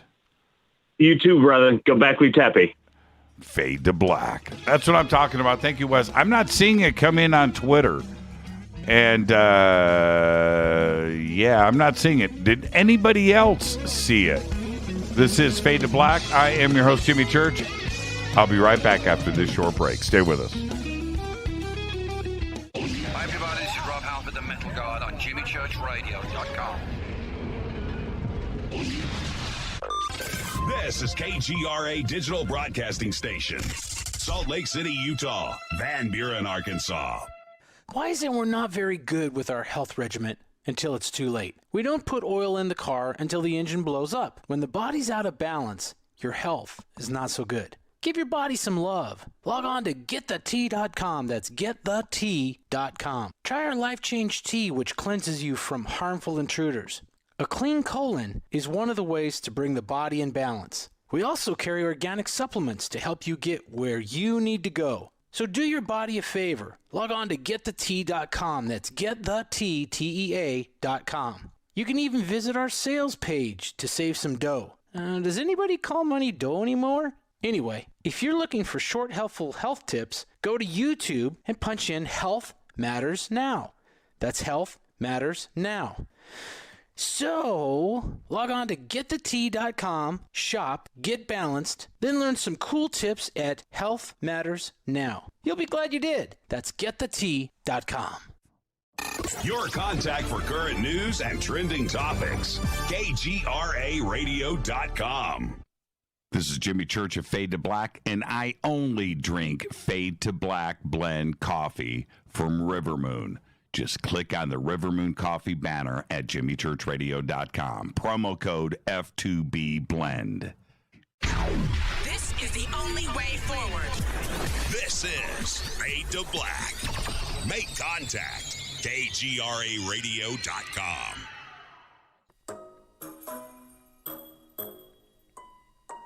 When you're in the house for longer periods of time, you can see them flying or running across the floor. Ooh, yuck. They're unhealthy, gross, and disgusting. Bugs. I loathe bugs. We keep a clean home, but occasionally bugs show up. Well, I found something that is tougher than bugs. Orange Guard. On contact, it kills hidden bugs, including ants, roaches, and fleas. Plus, Orange Guard is a residual repellent. All of the ingredients of Orange Guard are on the FDA generally recognized as safe list. Orange Guard may be used around food, humans, and pets. It comes with a 30-day money-back guarantee. Orange Guard, available at orangeguard.com, Whole Foods, and Ace Hardware. Gold loves chaos, uncertainty, and disarray. History shows us what gold does when people aren't sure about the government, the stock market, their jobs, or their retirement savings. Our national debt is skyrocketing. Gold and other precious metals are a defense measure against inflation and a stock market that might take years to recover. So what can you do right now to protect yourself? Call United Gold Group. We offer gold and other precious metals delivered securely within 72 hours. Are you worried about the stock market? We can also help you set up a real gold or silver IRA or a 401k. Safe and secure. United Gold Group makes gold ownership affordable. Call now and get up to $2,500 in free gold or silver with a qualified IRA. Call 800-753-8534. That's 800-753-8534 or visit unitedgoldgroup.com.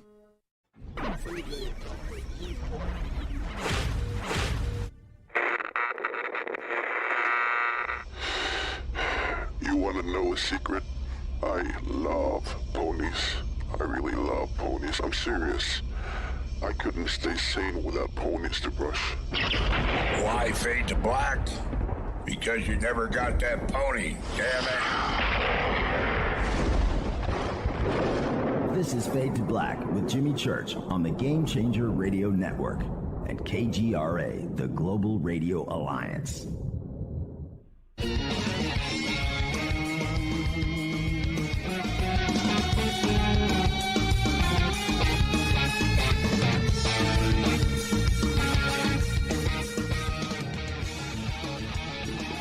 Welcome back, Fade to Black. I am your host, Jimmy Church. Thursday night, Fader night. Open lines all night long. 747-228-2051. 747-228-2051. Did anybody see that strat pop up? Did anybody see it? I'm scrolling down. I don't. Am I missing something here? I don't see it. I want to see. I think he said mother of pearl, right? Perloid strat. I want to see it. If somebody sees that tweet pop up, retweet it, get it to me, put it in hashtag F2B2 as well, so I definitely won't miss it. With that, let's go back to the phones. Hi, you're live on Fade to Black. Who's calling? Hi, this is Eddie from Los Angeles. I called about 2 weeks ago with that dream with the pyramid and the time travel. Oh, yeah, I remember that. Eddie, how you doing? I'm doing good. I just wanted to share two experiences that kind of relate to the Anjali press conference she had in Washington, D.C. So this happened in 1988. I was 8 years old, and it happened, I was living by Belmont High School. It's over there on Whitmer and 3rd in this big brown building. So it was a small, one-bedroom apartment. My mom's bed was behind me, and my bed was on the right of the room, and to the left was a couch, and in front of me a door. And I woke up in the middle of the night, and I looked to my left, and on the couch is this tiny little shadow creature. It's in prone position, just standing on the couch, kind of stealthily walking. So I'm looking at this thing, and it leaps up into the ceiling and just starts kind of flying around and hitting every corner. And it was just darker than dark, and it kind of looked 2D when it was flying around. And what I did is I pointed my hands at it, like forming a gun, and I took a shot at it. And when I did, this little black circle, kind of a frisbee size, appeared over my bed, and it went inside. And on the other side, where the couch is, another black circle formed, and a bunch of them came out, like 3 of them, and they formed like a line, and they just kept doing the same thing, flying around the ceiling and going in one hole and coming out the other. And they'd look at me, but they didn't really care. They were just kind of doing their own thing. And about a week after that, kind of the opposite happened. The door in front of me lit up like a bike reflector. And out of the door, these 3 tall light beings came out. They looked like they were made of diamonds, water, and light. But the light was not coming out of them. It was all contained within them. And the 2 on the side were really tall, about 8 feet tall. And the one in the middle was a little shorter. And I had the sense that she was female. And they kind of just glided over to my mom's bed. And I had the feeling that they wanted to take her. And I got really scared. And I stood up. And I was just crying. And they turned around and went back through the door. And the door just zipped back into just a normal door. And I remember hearing in Anjali's press conference about the light beings, which just kind of said, oh, this woman has really seen. And at the time, my mom took me to what we call a brujo. It's kind of like a psychic, a male psychic. And he knew why we were there. He said, you're here for him. He sees things. He's like, don't worry, they're ancestors. And that's just, that's that what was happened. it, huh? Ancestors. Yeah, ancestors. And it was weird. I did a meditation like, I don't know, about a year ago, and I tried to go back to that time, and I saw everything that happened. But when I looked down and to see myself, I was one of the light beings, which was really, really weird. Very interesting. So you were 8, and this wasn't a dream. I mean, you were awake and you saw this happening. Yeah, this wasn't a dream. I was fully awake, and I was not in any kind of like sleep paralysis mode or anything, because I could move around. Very interesting. Very interesting, Yeah. Eddie. Very interesting. So what do you think? Do you think that Anjali is going to, take us on a right-hand turn at the end of that tunnel, and we're going to have an announcement about ET in 2021? I hope so. I hope they haven't left. She said they haven't left, but I hope they don't leave, because I don't know. I feel like if they sense the military is coming, they're going to take off, and they don't want to be taken. They don't want their stuff taken, because, I would leave. If I knew the military was coming, I would say, oh, they're going to take my shit. I'm out of here. Yeah, So- yeah. It's got to happen. That's all I got to say. It just has to happen. There isn't, at this point, and she said it last night, right? The cat is out of the bag. And I totally agree with that. The cat is out of the bag. So this has to happen.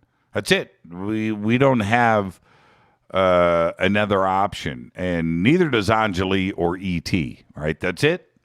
If you're going to say that the time is now, and I'm talking about ET, well then it's something that just has to happen. It has to happen, and I hope that it does.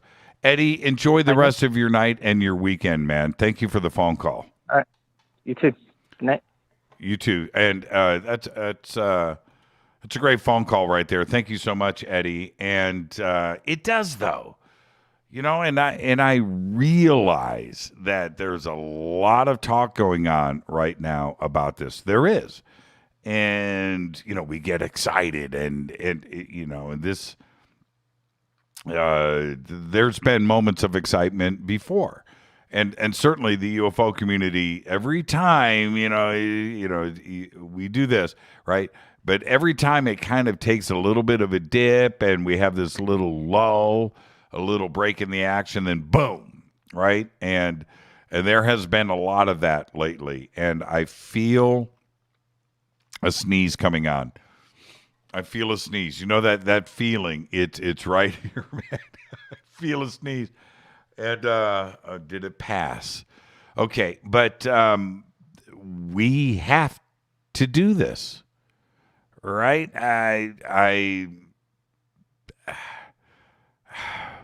Right? That's it's. Oh man! And let me get this other thought out before I get to the next call. Is this? I want to say this correctly. Is this, if it doesn't, this is probably the first time that I can recall where this type of announcement very directly has been made. Okay, that's it. ET's ready. Here's the base. This is where it's at. There's a tunnel. We're going to go down, and ET is going to reveal himself, itself. That's it. It's going down. Well, okay. We've had moments of excitement, but not quite like this. So it has to happen. That's it. It has to happen. Let's go back to the phones. Hi, you're live on Fade to Black. You're live. Hey, this is Epiphonium. Hey, Epiphonium. How are you? I like all of the, wait a minute, Göbekli Tepe. I like all the weird news, the aliens, the Bigfoots, conspiracy, all that stuff. I'm a big music nut, but I want to know what car racing you were talking about earlier. ARCA, IMSA, NASCAR, NHRA, SCCA, F1, F2, 3, 4, whatever. What the guy that was on here that had car racing, what type of car racing was he doing? Baja Super Trucks. Super truck. Okay, those Baja, are cool. Baja. Okay, that was my one. That was my one question. Yes. Off-road Baja Super Trucks. Freaking cool. Yes. Okay, I just had a question. That's it, man. That's it. Great night. That's it. That's it. Have a great Unless night. you want to talk longer, man. That was all I had to say. That's all I had. It's Baja Super Trucks, and that was yeah, awesome. man. And I can't wait to ride in it. Number one, but number two. Oh man, there's going to be lots. There's going to be lots of pictures and video. I can promise you that, Epiphonium. Thank you for the phone call, man. Enjoy your weekend. Now get back to that chat room. Oh man, yes, sir. Thank you so much. Go have fun in that chat room. That chat room is absolutely amazing. And let's see. Let's go here next. Man, these phones tonight. The phones are nuts. Well, they're nuts. They're nuts every Thursday, but tonight is one of those crazy. Okay, click. It's Thursday night. It's Fader night. It's open lines all night long. Let's see who is up next. Hi, you're live on Fade to Black. Who's calling? Yeah, this is Chris. How are you doing? Chris, how are you? Where are you calling from? Oh, man, I'm calling from Orlando, Florida. Orlando, Florida. What's on your mind tonight, Chris? Yeah, I was going through some. My grandfather was a pilot. He flew P-38s in the Pacific. I was going through some of the stuff about, looking to see if I could find anything about the Foo Fighters. And what I found odd is in his notes that he did not see or talk about Foo Fighters in the Pacific, but he did when he was in, he helped fly the Berlin airlift. And in his diaries, they talk about Foo Fighters there, but not in his diaries in the Pacific. I don't know if that makes sense or not, but kind of odd. Whoa, what did he say? Well, he's dead. He's been dead for 15 years. So we've got tapes and stuff of him when we were younger asking questions, different things. And we're just now starting to go through all that stuff. So I just was curious on with you, have you ever heard of the like the Foo Fighters only engaging on one theater? Well, theaters? Well, the stories and the reports, and there's a couple of photographs out there. There's not a ton of them, but there are some of the Foo Fighters and the naming of them.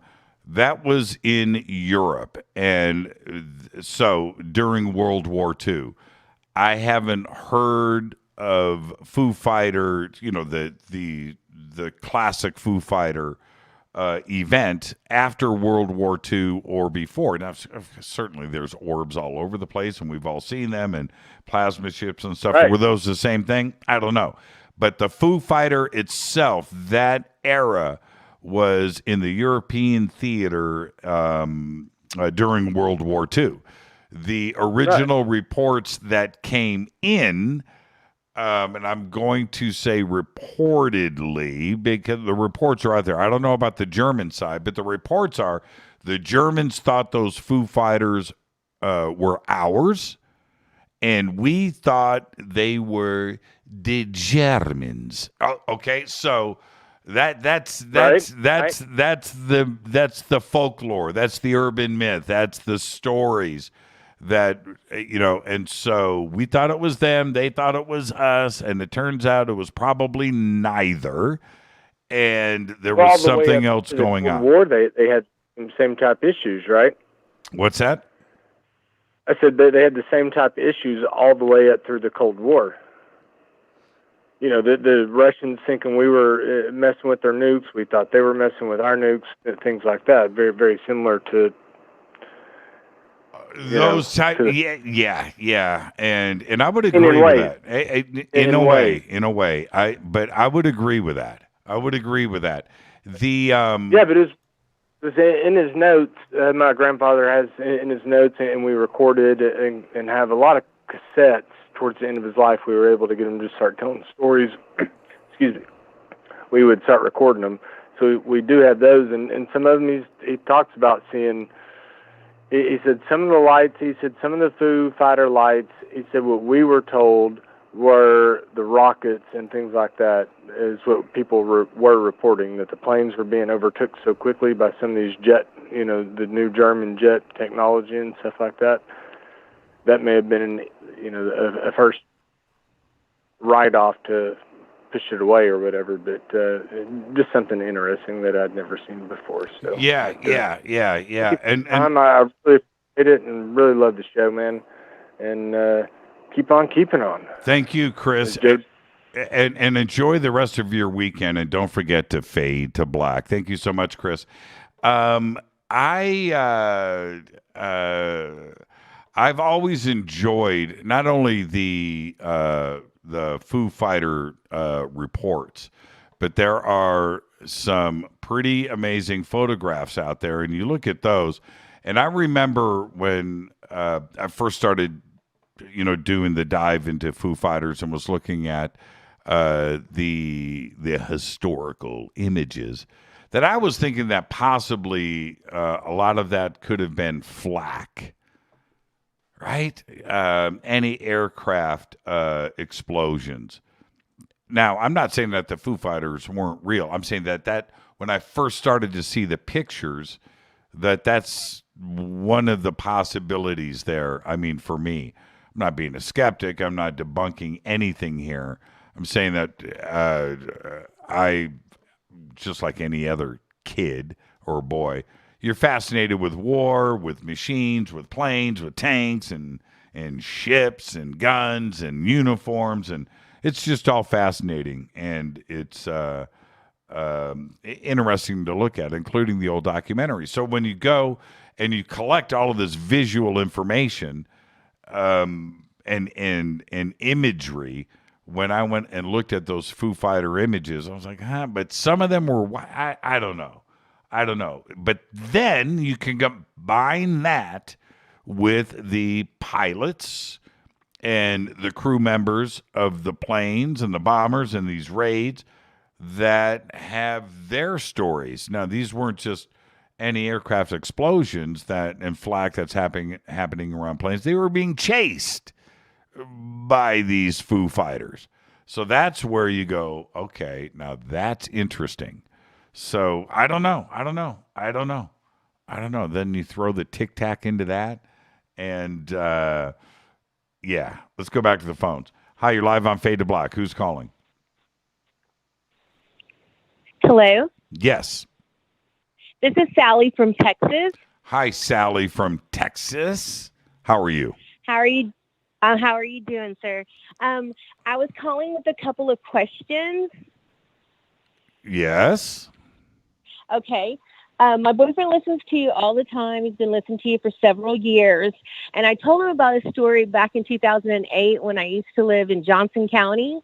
And it was like the middle of the night, probably maybe more like 2 o'clock in the morning. And I got up to go drink some water and use the restroom. And when I did, I used the hallway bathroom instead of using the bedroom bathroom. And when I was sitting there, I was getting up, and then all of a sudden, in the window, the shades were up. For some reason, the shades were up. I have no idea.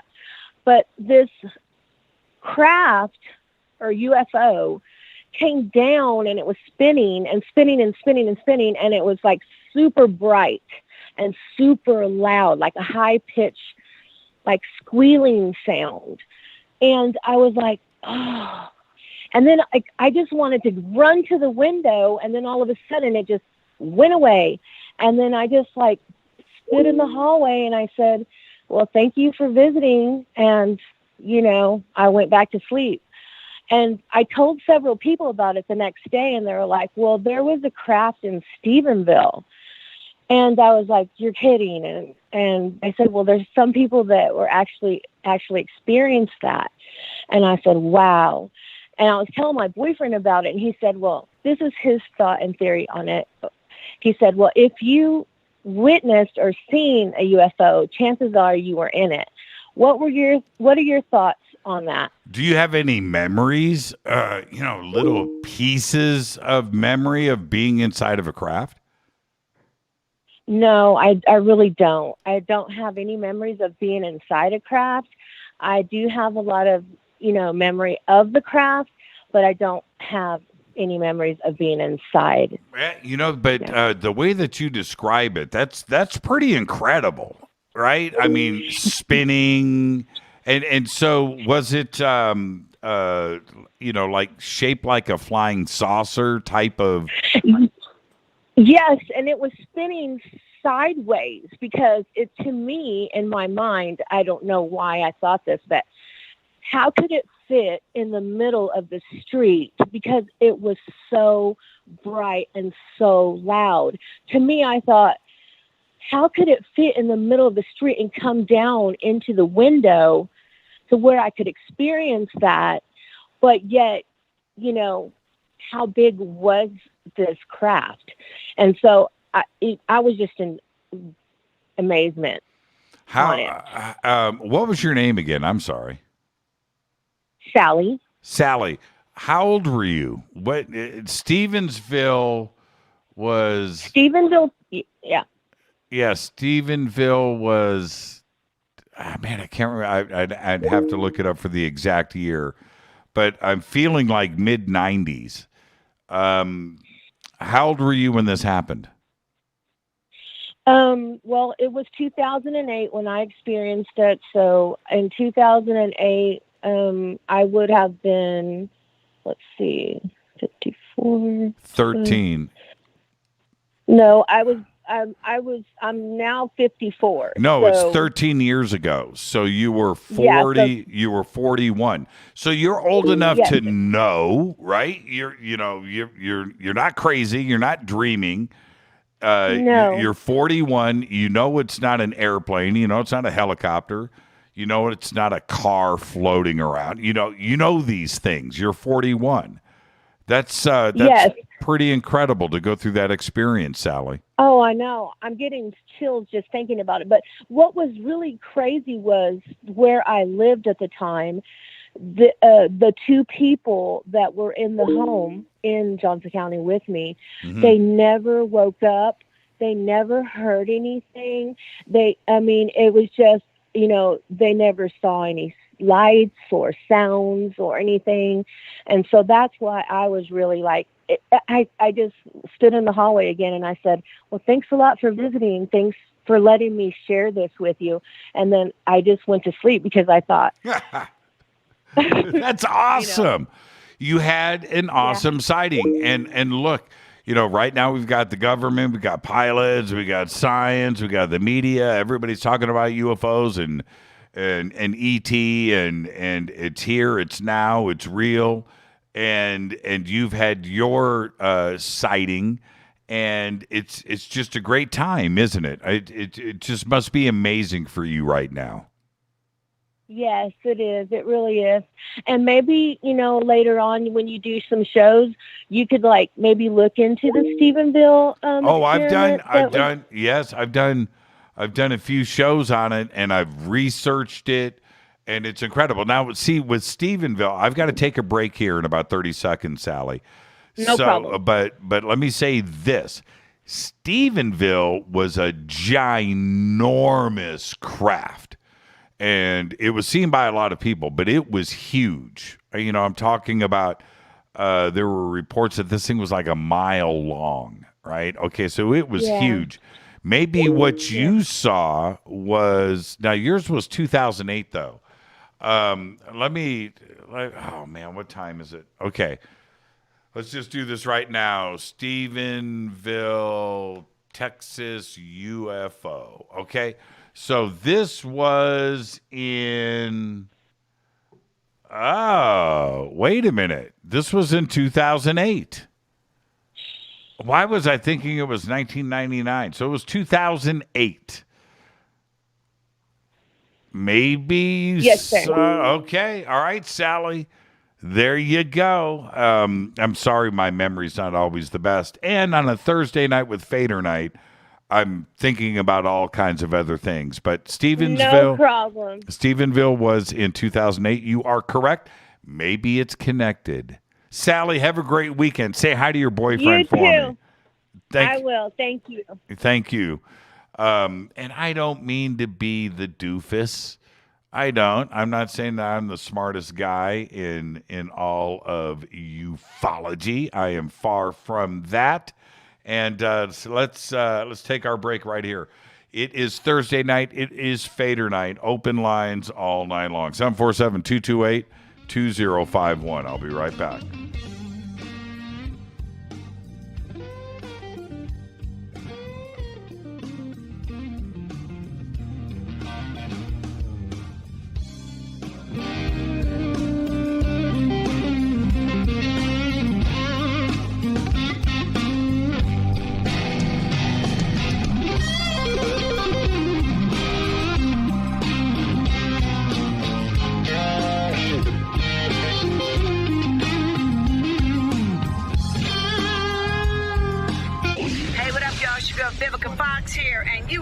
To my boy, Jimmy Church, on jimmychurchradio.com. Despite popular opinion, reading a book will not make you smarter. But listening to Jimmy Church will. This is Jimmy Church of Fade to Black, and I take Life Change Tea supplements every single day. It's what I do. Click on their banner at jimmychurchradio.com.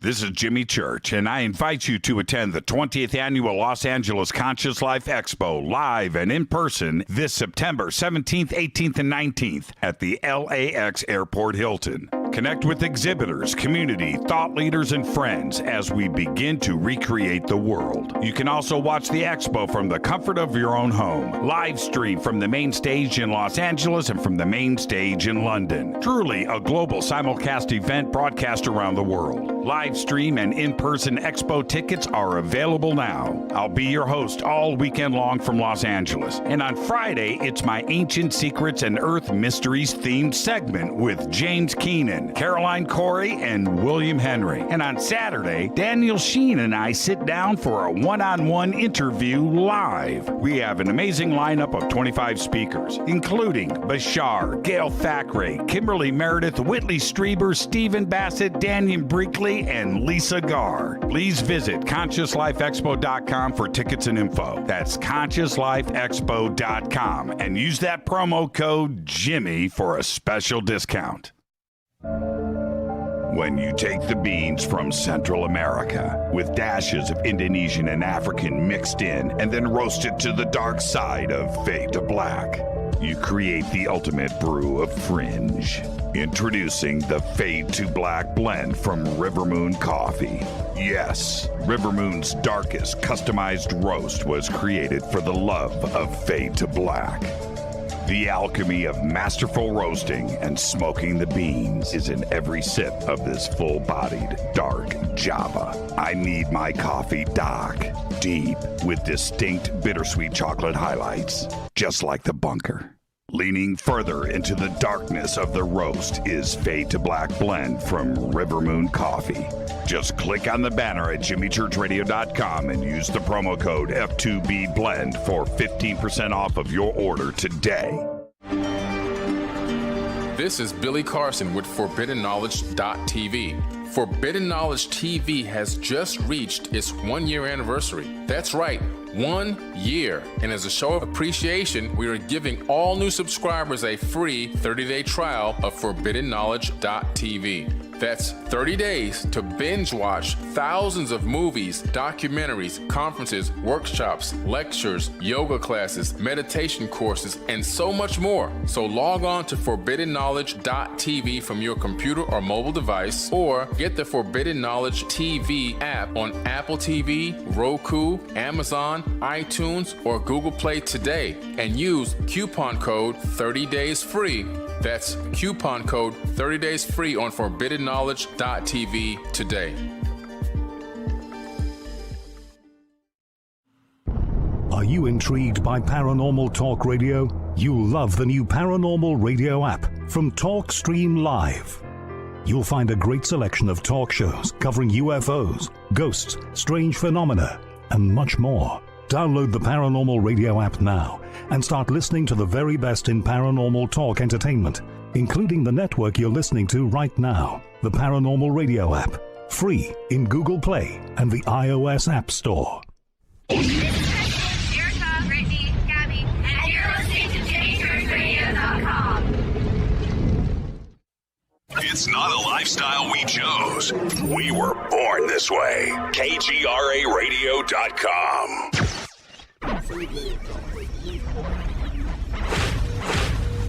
This is KJCR at JimmyChurchRadio.com.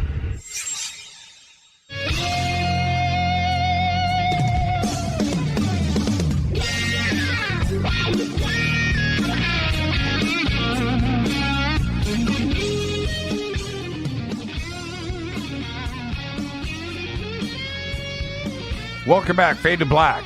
Thursday night, Fader night. One segment left. It's always great. What a great night. What a great night on the show. Somebody just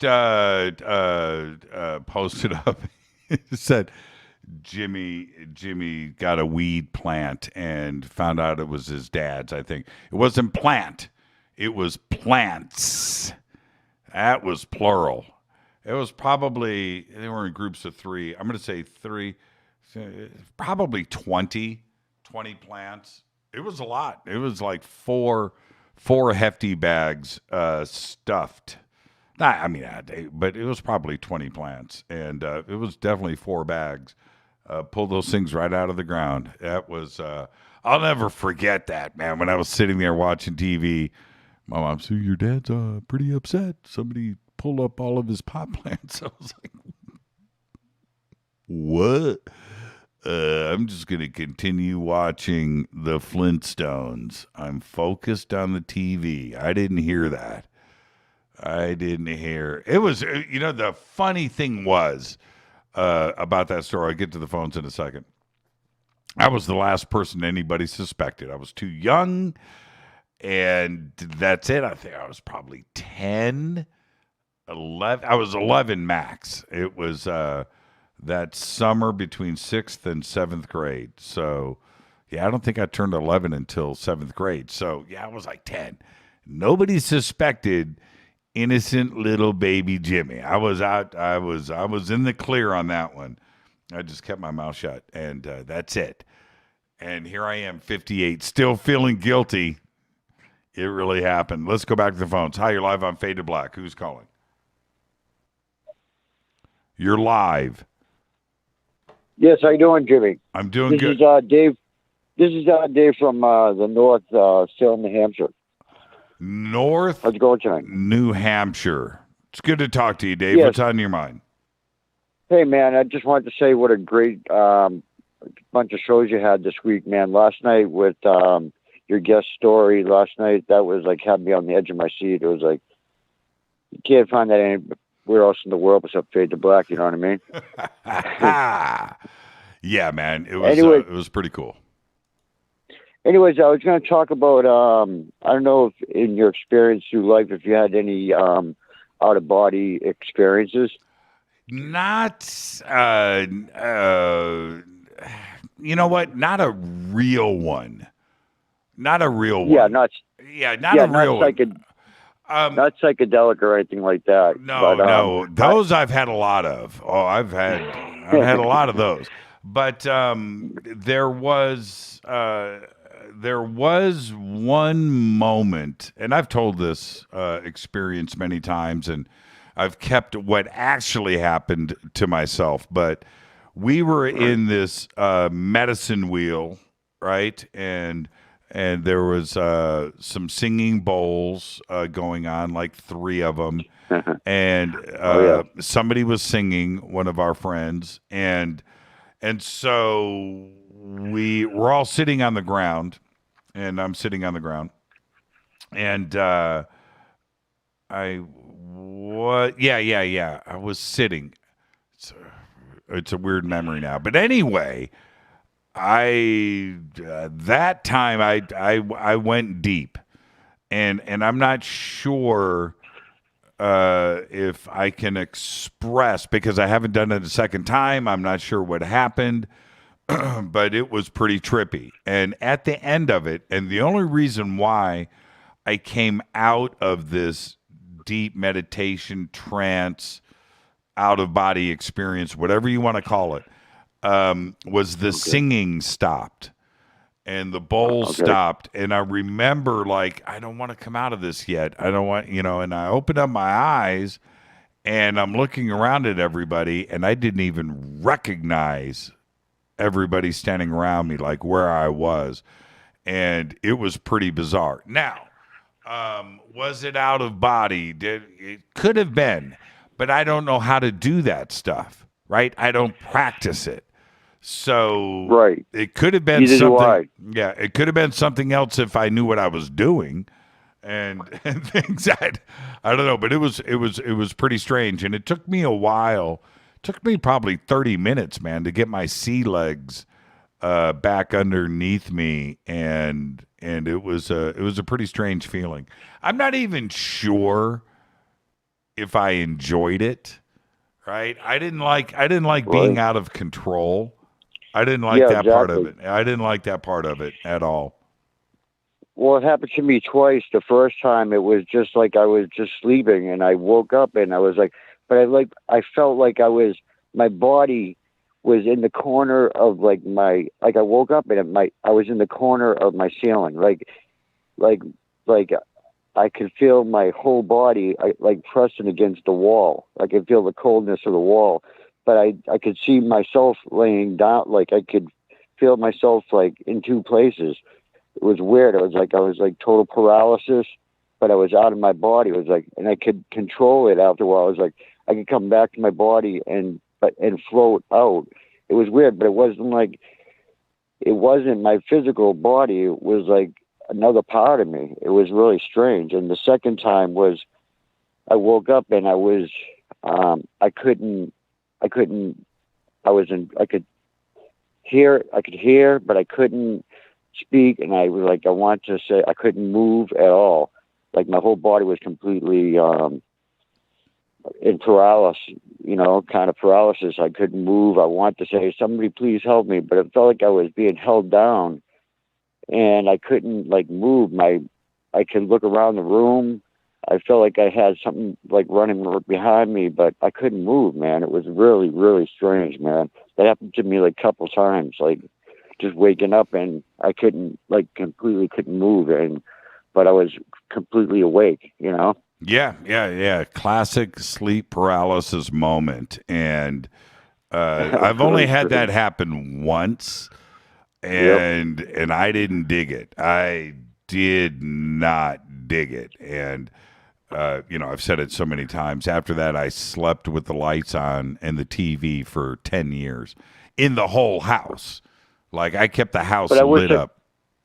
I wish I could have done the first time when I felt my body completely away from me, and it was like I had my soul or something. It was really weird. I could go anywhere in the room. I could float up a little bit, but I was physically still on the bed. But another part of me was floating. I could control it and bring myself back to my body, and then go back up. And it was really weird. And but I've never had that experience ever again. But I've always wondered, could I do it again? And yeah, there's books about that and Jason Quinton stuff. But I'll say this, Dave, I used to do it all the time in the 80s. I used to live out there. I used to live out there in California. I first lived in Ojai, and I used to sell pianos down there, Sherman Clay. Oh, Sherman Clay. Yeah, absolutely. Yeah. I lived in a little town called Somas, next to Camarillo and Thousand Oaks and all that. Yep. Very nice area. Still very nice. That's the West Valley. I love it out there, man. Agora Hills, Camarillo, Thousand Oaks. Oh, man, it's just beautiful out there. Have a great weekend, Dave. It's so great to hear you every night, man. It's like when you go on vacation or whatever, I'm like, damn, you went on vacation again? How dare him? I'm kidding. But, I've only done it twice. I've only done it twice in 10 years. But sometimes, right? Sometimes I just need a break. Dave, enjoy your weekend, man. Thank you for the phone call. All right. Thank you, man. Have a good night, and fade to black. Fade to black. Dave from up in New Hampshire. Thank you for that call, Dave. I don't know how to do it, right? I don't know how to practice it. And I remember I almost took the deep dive when I was 18, 19 years old, reading Carlos Castaneda books.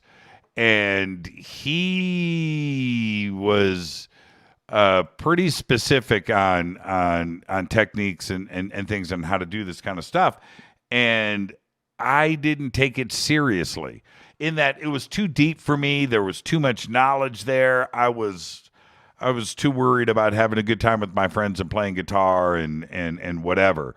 But I was interested in the Carlos Castaneda books because of the stories. And there were some incredible experiences that were laid out there, especially the first 3 books.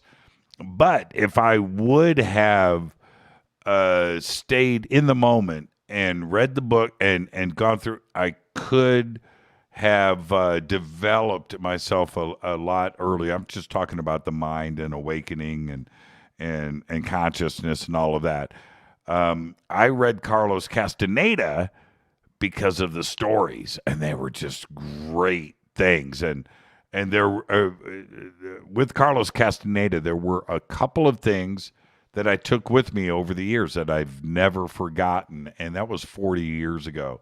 More on that on another show. I've got too many calls on hold. Hi, you're live on Fade to Black. Who's calling? You're live. 3, to. Oh, wait a minute. Oh, that's my bad. All right, let's try this one more time. Hi, you're live on Fade to Black. Who's calling? This is Above Cosmic. How you doing? I'm doing good. How are you? Excellent. This phone working right? There we go. Hey, you want to have full disclosure, right? Do you? Oh yeah. Well, yeah, sure. The big thing about full disclosure, you've got to get within that frequency level of the aliens, and be careful with your emotions. You've got an emotional swing, you're going to kick out in a different dimensional level, and it's going to cause a distortion. This is where you're going to you have potential to lose the memory of the experience. Yeah, but what about 7.5 billion people on this planet? Are they going to all do the same thing? Frequency. Well, sure, yeah, anybody can. Well, then how do we do that with 7.5 billion people? You've got to you really have got to get into what I call an emotional flat line. Yeah. And when you can balance out your emotions to an emotional flat line, when you have an alien encounter, they really do not like emotional swings, because to them, we are not very well evolved. Fair enough. And but let me jump in. But let me jump in. Let me jump in. Okay, I'm going to take a wild guess here and say that there are probably 1 to 2 billion people on this planet that are intelligent, educated, not intelligent, but educated. They understand the internet. They have jobs and cars and homes and things, and and televisions. Then we have another underneath that at the bottom. We have 3 billion people on this planet that aren't connected to the internet. They don't know where their next meal is coming from. They may not even have electricity. And those 3 billion people could give a rat's ass about ET. In fact, they don't even know. And this awareness and disclosure, and they don't know about the Tic Tac. They don't know about Dave Fravor. They don't know who Lou Elizondo is.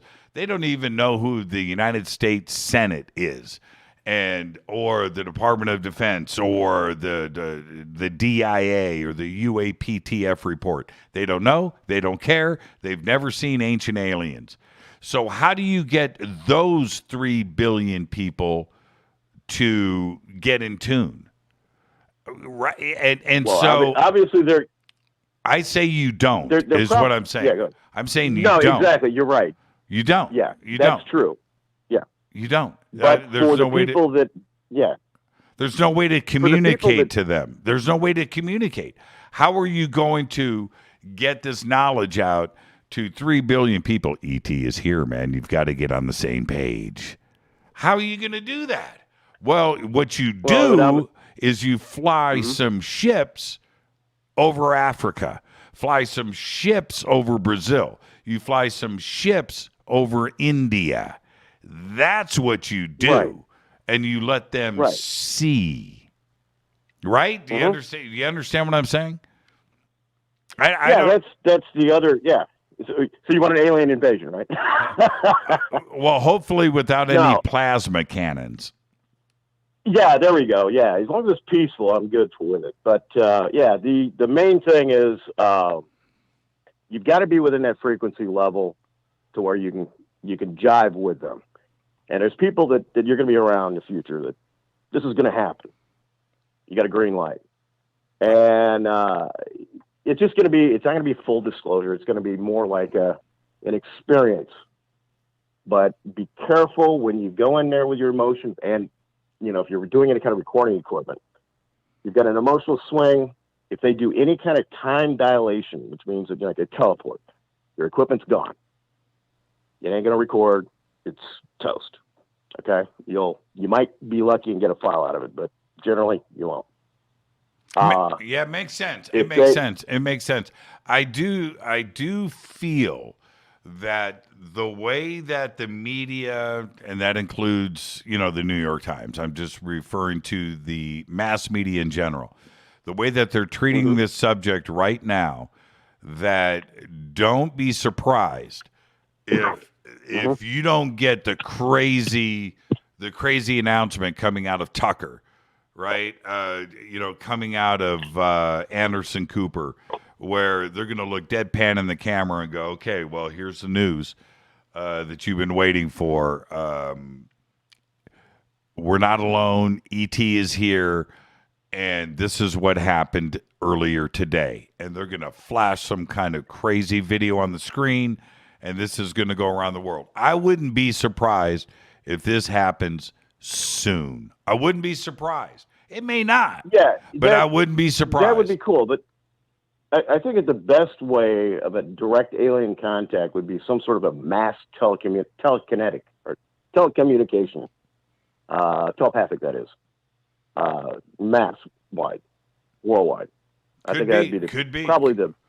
Yeah, it could be. Can you imagine some dude, some skeptic, Richard Dawkins, walking down the streets of New York and just goes, oh man, the voice is in my head.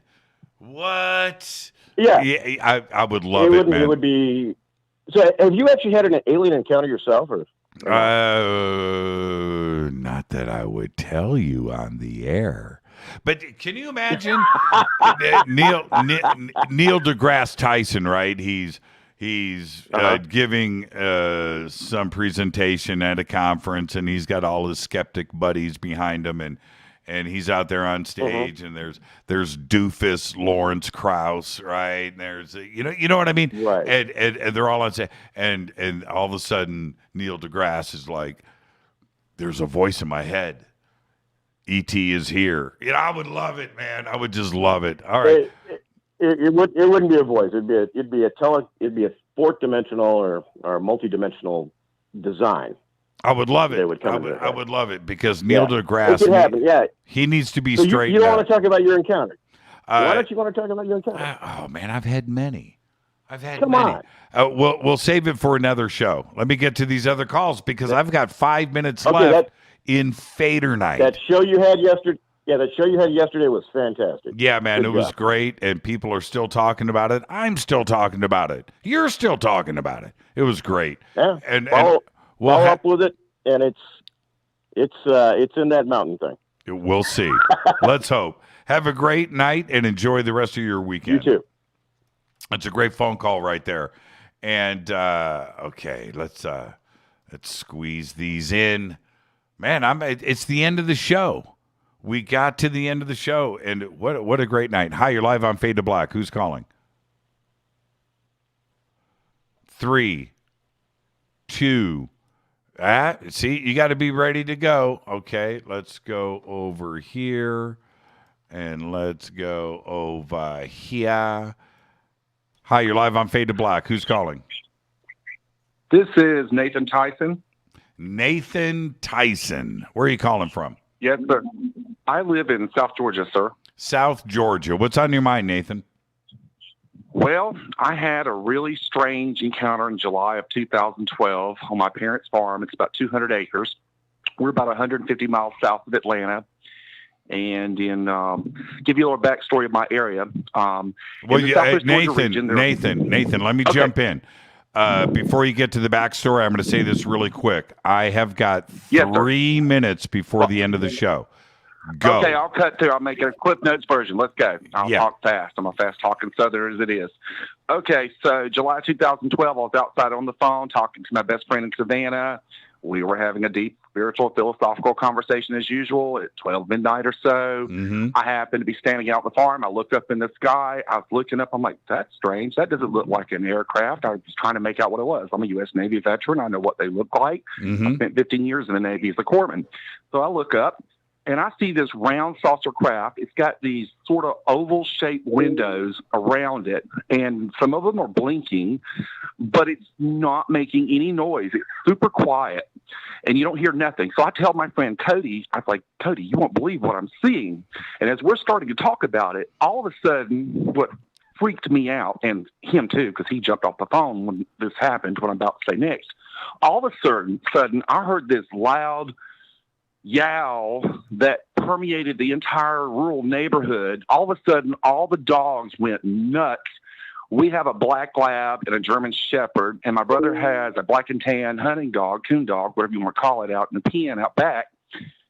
And Max is not afraid of anything, the hunting dog, and neither is the other two. But the hunting dog, the coon dog, got into his dog bed, his dog glue, and hid. And the German shepherd and the black lab ran into the carport and peed all over themselves, terrified.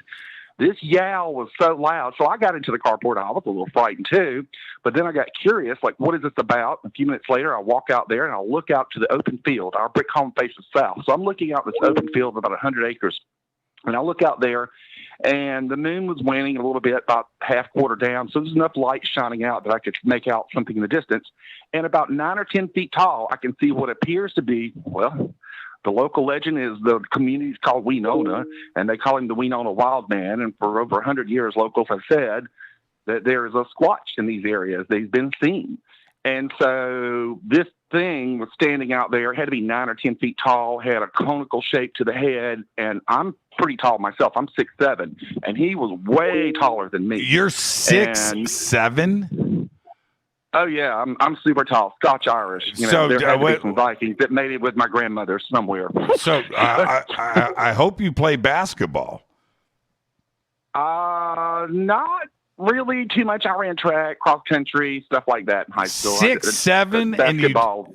Man, if I was 6'7", I was a center. I was a center in middle school. I didn't do it when I got into high school. I left band. I got into the marching band. I'm sorry. I had to choose. I couldn't do everything. You can't do. It's hard to do sports band. You get too many extracurriculars, and your grades suffer. Okay, so back to I've got 60. Back to the story, yes, sir. So basically, I see this thing. This is not all of it. So all of a sudden, there's some telepathy involved. So I also have worked in paranormal research. My grandmother could talk warts off you and do healing work. I'm a member of the Eastern Band of Cherokee Indians. We're part of the Deer Clan. We're sensitives, matriarchal stuff. You may know a little bit about indigenous culture that way.